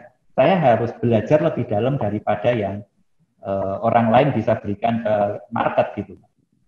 Jadi passionnya memang ada dan melihat peluangnya ada di situ. Ya, passion, kemudian lihat peluang, kemudian didorong oleh sebuah usaha, jadilah kesuksesan. Oke, Pak Andi, nanti kita akan balik lagi Pak Andi. Saya mau ke Pak Riki dulu. Pak Riki, mengenai aplikasi untuk bekerja remote dari rumah ya, apa ada kendala spesifik, misalnya bandwidth minimalnya mesti berapa? Takutnya kan di Indonesia katanya sinyal itu sering pergi ya, sering lari-lari gitu ya. Lagging dalam proses pemindahan data atau kendala lain. Pengalaman Pak Riki selama ini bagaimana? Silakan Pak. Oke. Boleh Pak. Jadi ini juga yang sebetulnya di tim kita waktu pas permulaan untuk work from home ini menjadi kendala sebetulnya. Karena kebetulan di tim saya ada cukup banyak juga yang tinggalnya ngekos. Nah, ketika dia tinggalnya ngekos, koneksi internet pasti jadi problem karena biasanya di tempat kos dipakai sharing barengan, broadbandnya juga problem. Nah, karena dari itu, kalau dari perusahaan kita, kalau ada salah satu elemen upah yang namanya uang transport. Kalau dia datang ke kantor, dia dapat uang transportnya. Nah, karena dia kerja di rumah, secara otomatis uang transportnya kan tidak ada. Nah, uang transportnya kita kembalikan lagi kepada tim untuk dia bisa beli kuota internet atau dia bisa mencari cara supaya koneksi internetnya baik. Jadi kita ada subsidi silang dari perusahaan. Nah, kalau ditanya berapa banyak sih sebetulnya koneksi bandwidth yang baik sebetulnya? Kalau menurut saya sih pakai misalnya koneksi dari provider speedy yang umum dari IndiHome itu udah cukup. 2-5 mega untuk upload dan download itu udah cukup. Kita seringkali misalnya terakhir aja nih baru di kantor kita ada lakukan interview. Interviewnya semua setengah hari itu memakai Zoom. Ada yang pakai Zoom, ada yang pakai Teams. Sampai saat ini tidak ada kendala yang cukup berarti. Yang melakukan interviewnya juga tim saya dari tim personalia juga dari rumahnya dia yang tidak mempunyai koneksi broadband. Jadi dia cuma pakai kuota Telkomsel kalau nggak salah. Sampai saat ini sih nggak ada masalah Pak, bisa jalan. Pak Riki, kira-kira untuk pemakaian satu kali, ya kita bicara 1 jam pemakaian Zoom gitu, itu butuh berapa sih datanya Pak? Kalau pernah dihitung nggak? Karena ini kan menyangkut soal orang juga berpikir, wah ntar jangan-jangan membengkak nih di kuota saya nih, jangan semuanya kayaknya kontrolnya bagus, tapi tiba-tiba saya langganan 30 giga habis, 60 giga habis. Ya, kalau di Zoom memang sangat berpengaruh dengan ketika video diaktifin atau video dimatiin. Roughly ya mungkin ya Pak, 1 jam roughly sekitar 80 megaan ya Pak. Oh 80 mega ya, oke berarti nggak besar lah, nggak besar-besar amat lah ya. Oke. Berikutnya saya mau nanya lagi nih ke Pak Handi ya. Pak Riki siap-siap ya. Ada dari Pak Wisnu dari Bandung, dia tanya Pak Handi, industrinya beda. Ini jasa Pak, di bidang perhotelan Pak. Dia mau nanya, tipnya apa sih? Bagaimana sih tip pada saat survive pada saat pandemi corona? Jadi kan Pak Handi udah terangkan panjang lebar. Mungkin beliau minta sedikit resume terakhir. Apa nih Pak? Tipnya Pak Handi apa untuk survive? Dan tetap optimis bahwa pandemi ini Pak Handi tetap survive. Gitu. Silakan Pak Handi. Iya Pak Joko. Oke. Saya cuma modalnya 1 ya kalau saya itu. Kalau yang dari diri saya sendiri modalnya 1. Jangan sampai kehilangan semangat. Semangat itu yang paling utama. Dan dari situ nanti akan muncul hal-hal lain ya. Apakah kita jadi berpikir kreatif, inovatif, muncul ide-ide yang baru, melihat peluang juga akan istilahnya semangat itu yang membuat antena kita itu naik gitu Pak. Jadi kita lebih sensitif dengan peluang-peluang atau cara-cara yang akan memunculkan satu jalan keluar yang berbeda gitu Pak. Itu aja Pak. Jadi winning spirit ya, sebab dengan winning spirit Pak Andi bisa memunculkan winning strategi, bisa membuat winning super team, juga bisa winning yang lain gitu Pak ya. Jadi semangat awalnya Pak ya. Oke, Ya, betul.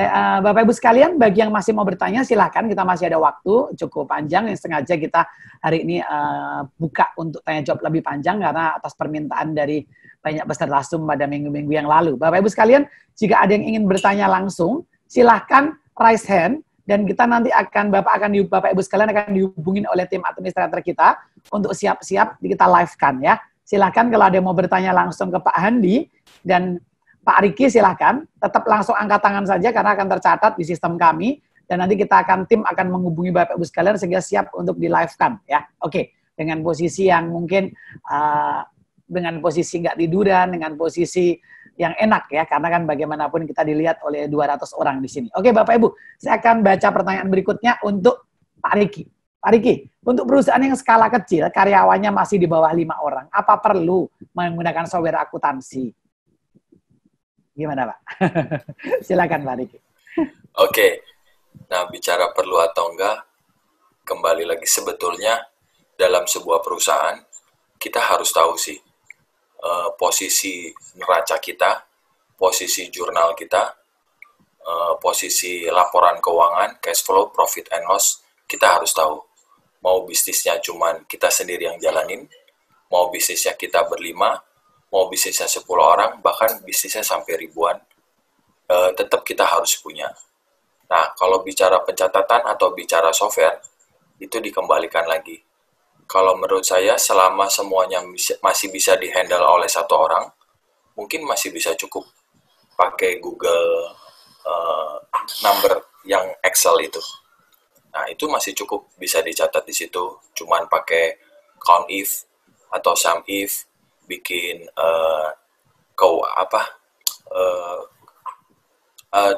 kode perkiraan di akuntingnya supaya dihitung secara grup supaya kita bisa tahu. Nah, jadi kembali lagi penting atau tidaknya ketika bisa di manage oleh satu orang, menurut saya bisa lebih baik efisiensi sih sebetulnya Pak. Gitu ya. Dan lagi pula sekarang software accounting, software transaksi kasir sangat-sangat murah ya. Artinya banyak software yang diberikan free juga ya. Oke. Betul Pak. Intinya tetap harus. Jadi kalau menurut saya memang harus benar sejak kecil ya Pak Riki ya. Sejak kecil harus sudah benar. Sehingga ketika kita mau besar itu tahapannya enak. Dan kita lihat perusahaan-perusahaan Indonesia yang sejak kecilnya benar, kemungkinan untuk diinvest, kemungkinan untuk mereka berkembang itu akan lebih cepat. Oke. Ada pertanyaan, saya mewakili pertanyaan, merangkum pertanyaan yang ada ke Pak Handi. Pak Handi kan punya karyawan di atas 500 orang lah, let's say di atas 500 orang. Nah, bagaimana cara Pak Handi mengelola agar karyawan-karyawan tersebut itu semua punya nilai yang sama? Atau mereka bisa bekerja sesuai dengan keinginan Pak Handi, yang ini menyebabkan bahwa produktivitas menjadi lebih efisien. Karena kita tahu bahwa ketika karyawan itu dalam keadaan tidak termotivasi, itu terjadi kerugian yang luar biasa bagi perusahaan. Dan untuk mengembalikan dari orang yang tidak termotivasi sampai dia bisa kerja dengan motivasi dibutuhkan biaya yang cukup besar juga. Apa yang Pak Andi lakukan? Silakan Pak Andi. Ini saya agak kurang kompeten untuk menjawab ya Pak, karena yang handle in-charge di bagian manufacturing itu partner saya. Oh gitu, oke. Ya, tapi kalau saya sedikit pengamatan saja Pak Andi, ya? pengamatan saya, bahwa ada orang-orang tertentu ya, key person yang sudah in charge di masing-masing divisi itu yang di maintain untuk selalu kontak dan report dengan atasan langsung. Jadi update-nya selalu konsisten dan dia dipastikan bahwa dia itu melaporkan kondisi yang benar, bukan kondisi yang di make up gitu. Iya, jadi artinya benar-benar real time, kemudian mereka punya standar laporan, sehingga ujungnya proses pelaporan sampai dengan cepat, sehingga proses controllingnya juga benar gitu ya Pak Andi. Tidak terjadi pembiaran lah, kurang lebih begitu ya. Karena banyak, kita lihat perusahaan Indonesia banyak terjadi pembiaran Pak. Ketika masuk hari kerja, hari pertama dibiarin, nggak bikin laporan juga dibiarin, ujungnya jadi perusahaan nggak produktif. Oke, pertanyaan ke Pak Handi lagi. Pak, mohon sarannya, kalau di perusahaan Pak Handi, berapa persen sih wajarnya salary karyawan dibandingkan dengan income, Pak, untuk bisa survive? Kalau di industri Pak Andi, nggak apa-apa, tidak harus jadi patokan, tapi di Pak Andi berapa persen? Kurang lebih, Pak. Kalau di bisnis yang distribusi, itu di produk saya ya. Ya. Itu sangat kecil ya. Kalau oke, distribusi yang saya tadi produk-produk kayu import itu operational cost saya itu hanya 4,7% dari total sales. Itu operational cost saya. Ya dengan margin yang tadi saya sebutkan cukup ini bisnis yang bagus. Di distribusi di bisnis saya yang cat kayu itu operational cost saya lebih tinggi karena cat itu membutuhkan servis yang intensif di customer. Itu mencapai 11-12%. Itu biaya operasional. Tentunya itu total dan di dalamnya ada gaji karyawan juga. Ya. Nah, kalau gaji karyawan, kalau saya pisahkan di bisnis yang distribusi barang jadi tadi, itu sangat kecil, hanya sekitar 1,2-1,3%. Di bisnis yang cat, yang butuh servis, itu biaya operasional untuk gaji itu sekitar 5-6%. Oke. Ya. Oke, pertanyaan sama untuk Pak Ariki. Kalau di industri Pak Ariki, industri software ya kebanyakan ya, berapa persen sih sebenarnya Pak? Paling nggak supaya memberikan masukan kepada para peserta webinar seminar hari ini supaya ada perbandingan begitu. Dalam industri software berapa persen salary dibanding income? Salary dibanding income mungkin minimal harus 70% ya Pak. Karena kalau di IT hampir semua cost-nya itu untuk tim ya Pak. Karena ada hitungan per jam gitu-gitu mungkin Pak Riki? Iya betul. Atau seperti apa? Benar ya? Oke. Jadi artinya sekitar 30% ya? Itu salary ya? Betul ya? Oke. Oke, pertanyaan berikutnya. Di sini banyak pertanyaan yang mau kerjasama. Oke, silakan yang mau kerjasama. Kita langsung aja nanti silakan langsung japri saja ke Pak Riki dan Pak Handi. Oke. Tapi saya akan mewakilkan pertanyaan Bapak Ibu sekalian. Ketika seandainya ada yang mau kerjasama, apakah memungkinkan nggak sih Pak Handi? Nah, kerjasama artinya tadi mungkin karena Pak Handi katakan marginnya besar nih dan yang lain. Ada kemungkinan nggak peluang kerjasama dengan Pak Handi gitu? Nggak apa-apa, kalau nggak apa-apa, kalau iya bagaimana gitu? Ada Pak. Ada ya Pak? Wow, ada malah di luar tebakan saya. Bagaimana itu kerjasamanya? Apa yang ditawarkan? Sekarang ini pun ada beberapa customer saya di Jakarta ada, di Surabaya ada, lalu di Jepara juga ada. Di Jakarta mungkin ada 2 atau 3 orang itu dia beli barang dari saya, lalu dia jual ulang. Jadi dia jadi reseller. Karena di Jakarta itu industrinya, gini Kak, kalau di industri perkayuan, interior, desain, arsitek, itu ada lebih dari 500, mungkin mendekati 1000 perusahaan yang bergerak di bidang interior di daerah Jabodetabek.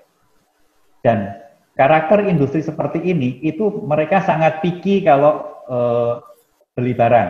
Dan itu tidak mungkin karena mereka belinya volumenya sedikit-sedikit.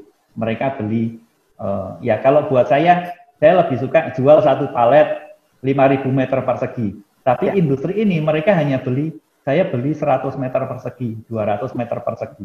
Itu yang buat saya merepotkan, walaupun saya tetap layani. Nah, padahal di bisnis yang 100 meter persegi, 200 meter persegi, itu marginnya bisa 200%. Wow. Jadi di situ ada spread yang sebetulnya memang bisa diambil kalau mau jadi reseller. Oke. Ya. Jadi Bapak Ibu ada kesempatan tuh ya menjadi reseller ya dengan.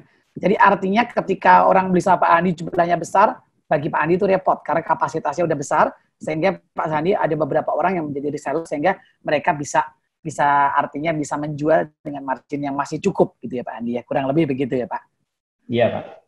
Oke, terima kasih Pak Andi. Oke, berikutnya lagi saya mau Bapak Ibu sekalian kalau ada yang masih bertanya silakan di chat di link yang silakan klik link yang ada di chat dalam Zoom ini, atau Bapak Ibu ingin bertanya langsung, silakan dimanfaatkan karena ini Pak Andi pengalamannya luar biasa.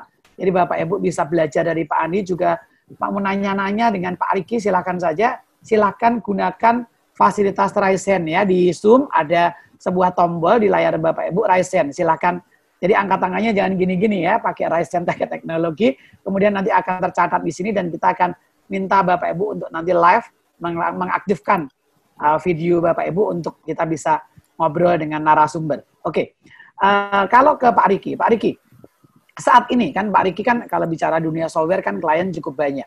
Sebenarnya saat ini apa sih yang dibutuhkan untuk industri-industri UMKM Indonesia, khususnya mikro dan kecil lah ya. Kalau menengah itu udah cukup besar ya, mikro dan kecil. Itu sebenarnya mereka tuh saatnya harus pakai apa sih software sebenarnya supaya mereka juga bisa meningkatkan produktivitasnya, controllingnya dan yang lain.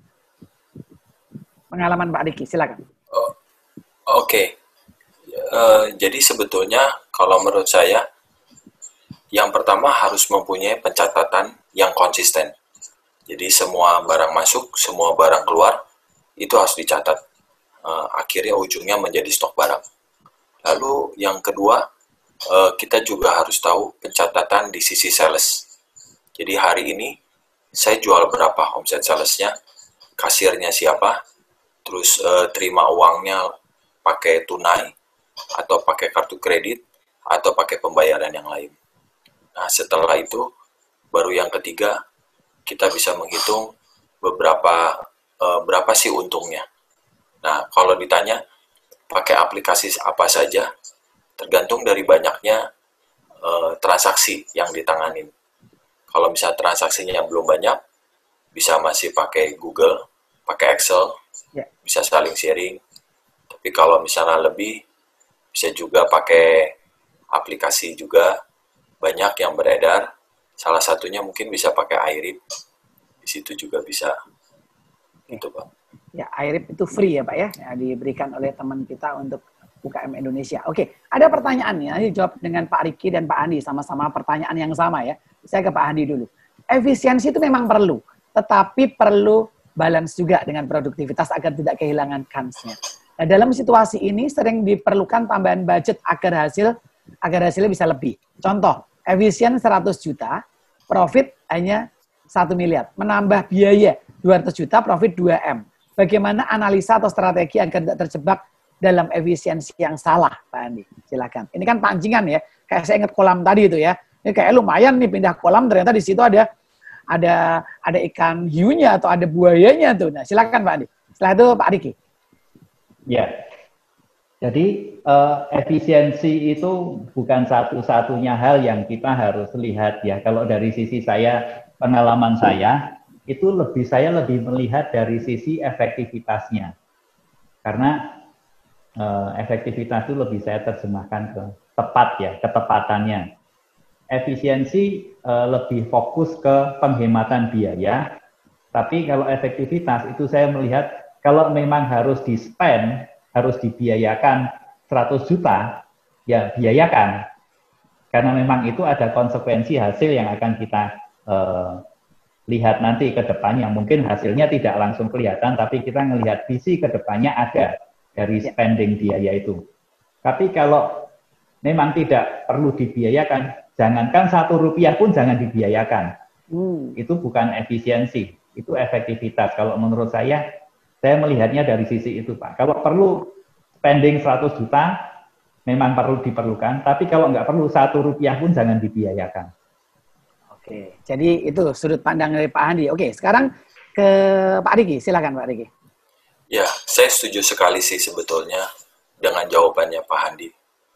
Nah, bahkan dulu ada satu peribahasa atau antara pelit sama hemat itu beda tipis. Yang membedakan adalah tujuannya. Nah, ini yang mungkin mirip sekali sama antara efisiensi dan efektivitas. Jangan kita terbelenggu dengan kata-kata efisiensi akhirnya menjadi pelit, bukan menjadi hemat. Nah, ini harus tahu tujuannya kalau menurut saya. Jadi kalau kita memang tujuannya dalam bisnis, memang kedepannya kita punya satu strategi ke depan secara jangka panjang. Kan kalau di perusahaan, biasanya di awal tahun, kita catat rencana kerja kita 1 tahun seperti apa. Lalu apa yang harus kita tarik, apa yang harus kita ambil, langkah-langkah apa saja. Nah, kalau ada biaya 200 juta, misalnya tadi Pak Joko yang tadi, apakah itu mendukung tidak, sesuai tidak? dengan rencana kerja dari awal tahun. Nah, jadi jangan sampai lupa rencana kerjanya, terus plan do action, check-nya tetap harus dijalankan. Gitu, Pak. Jadi tetap harus pakai strategi Kaizen ya, continuous improvement dengan PDCA, control PDCA cycle. Apa yang direncanakan, apa yang dijalankan, kemudian dicek ulang, dievaluasi, rencanakan lagi. Oke, pertanyaan sudah habis, tapi ada pertanyaan di grup yang bertanya adalah materinya apa yang bisa dibagikan? Jawabannya adalah materi akan dibagikan setelah Bapak Ibu mengisi form feedback. Begitu ya, kurang lebih ya Bapak Ibu. Nanti terakhir akan ada link feedback. Tolong Bapak Ibu isi. Setelah isi, maka Bapak Ibu akan mendapatkan link materi yang ada hari ini. Akan dibagikan Pak Peter Barnas. Oke.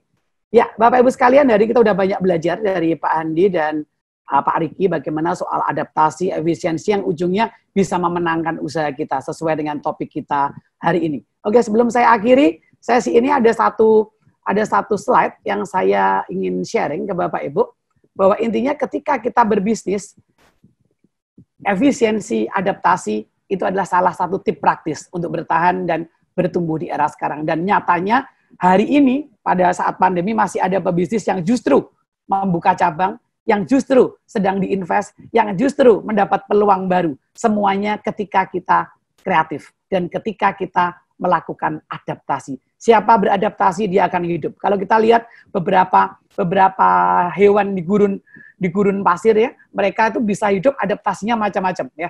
Ada yang adaptasinya ketika ular terlalu panas, dia adaptasinya membentuk huruf S. Jalannya supaya nggak terlalu panas. Ada lagi tupai yang menggunakan ekornya untuk membuat payung. Inilah adaptasi yang kita harus lakukan. Dan kita dikasih Tuhan sebuah kemampuan untuk bisa beradaptasi dan melakukan efisiensi.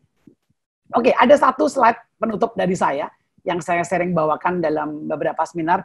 Setelah next normal, Bapak Ibu, ada beberapa yang Bapak Ibu harus lakukan. Tetaplah bersahabat dengan COVID. Ya, COVID itu apa artinya? Setelah nanti kita selesai masa pandemi, lakukanlah strategi COVID. Co-nya adalah cooperation, kerjasama. Contoh tadi Pak Andi mengatakan ini marginnya besar, kita mungkin bisa kerjasama. Atau kita bisa joint operation dengan orang lain, karena orang lain punya kapasitas yang lebih besar dibanding kita. Berikutnya value. Berbisnislah dengan value yang baik. Karena hari ini pebisnis yang besar adalah pebisnis yang punya value. Yang produknya itu selalu disuntik dengan value baru, sehingga ketika orang beli, orang tidak merasa ini mahal. Karena ada value yang ada di dalamnya. Berikutnya, lakukan intimacy dengan market. Lakukan hubungan baik, attachment dengan market. Tadi Pak Andi akrab dengan suppliernya, nanya-nanya. Kemudian Bapak Ibu juga mesti bicara insight dengan customer, bagaimana customer menerima produk kita, apakah dia ada senang atau tidak. Itu namanya ketika kita intim dengan customer, kita bisa melakukan strategi yang namanya co-creation, membuat produk baru berdasarkan usulan dari market atau berdasarkan usulan dari. Dan yang terakhir adalah perhatikan delivery, Bapak Ibu sekalian. Ya, gunakan prinsip delivery. Delivery adalah bagaimana memproses sebuah kegiatan, mendeliver harus pakai dua, yaitu speed and accuracy. Dan ini eranya internet, bahwa Bapak Ibu mesti cepat ya dan akurat. Cepat dan tepat akurat. Sebab ketika Bapak Ibu tetap bersahabat dengan COVID setelah era new normal ataupun nanti next normal, Bapak Ibu butuh ini. Jadi tetap ada peluang pada saat krisis. Tetap ada peluang kapanpun itu. Karena krisis itu bicara soal ada sesuatu yang krisis dan ada sesuatu yang namanya opportunity, Bapak Ibu. Oke, terima kasih sudah hadir bersama-sama kita hari ini selama kurang lebih 2 jam. Semoga acara ini mendatangkan manfaat yang luar biasa, membuka wawasan, menambah semangat, menambah inspirasi, dan Bapak Ibu bisnisnya bisa berkembang lebih baik lagi. Terima kasih kepada narasumber, sekali lagi Pak Handi Setiawan yang sudah meluangkan waktu, Pak Riki Susilo, dan semua teman-teman yang berada di belakang yang tidak kelihatan ya, yang membantu sehingga acara ini bisa terselenggara dengan baik. Oke, saya Joko Kurniawan pamit mundur. Salam sehat buat kita semua, tetap di rumah, tetap dukung program pemerintah supaya COVID tidak menyebar dan Indonesia kembali menjadi Indonesia yang jaya. Terima kasih, Tuhan memberkati.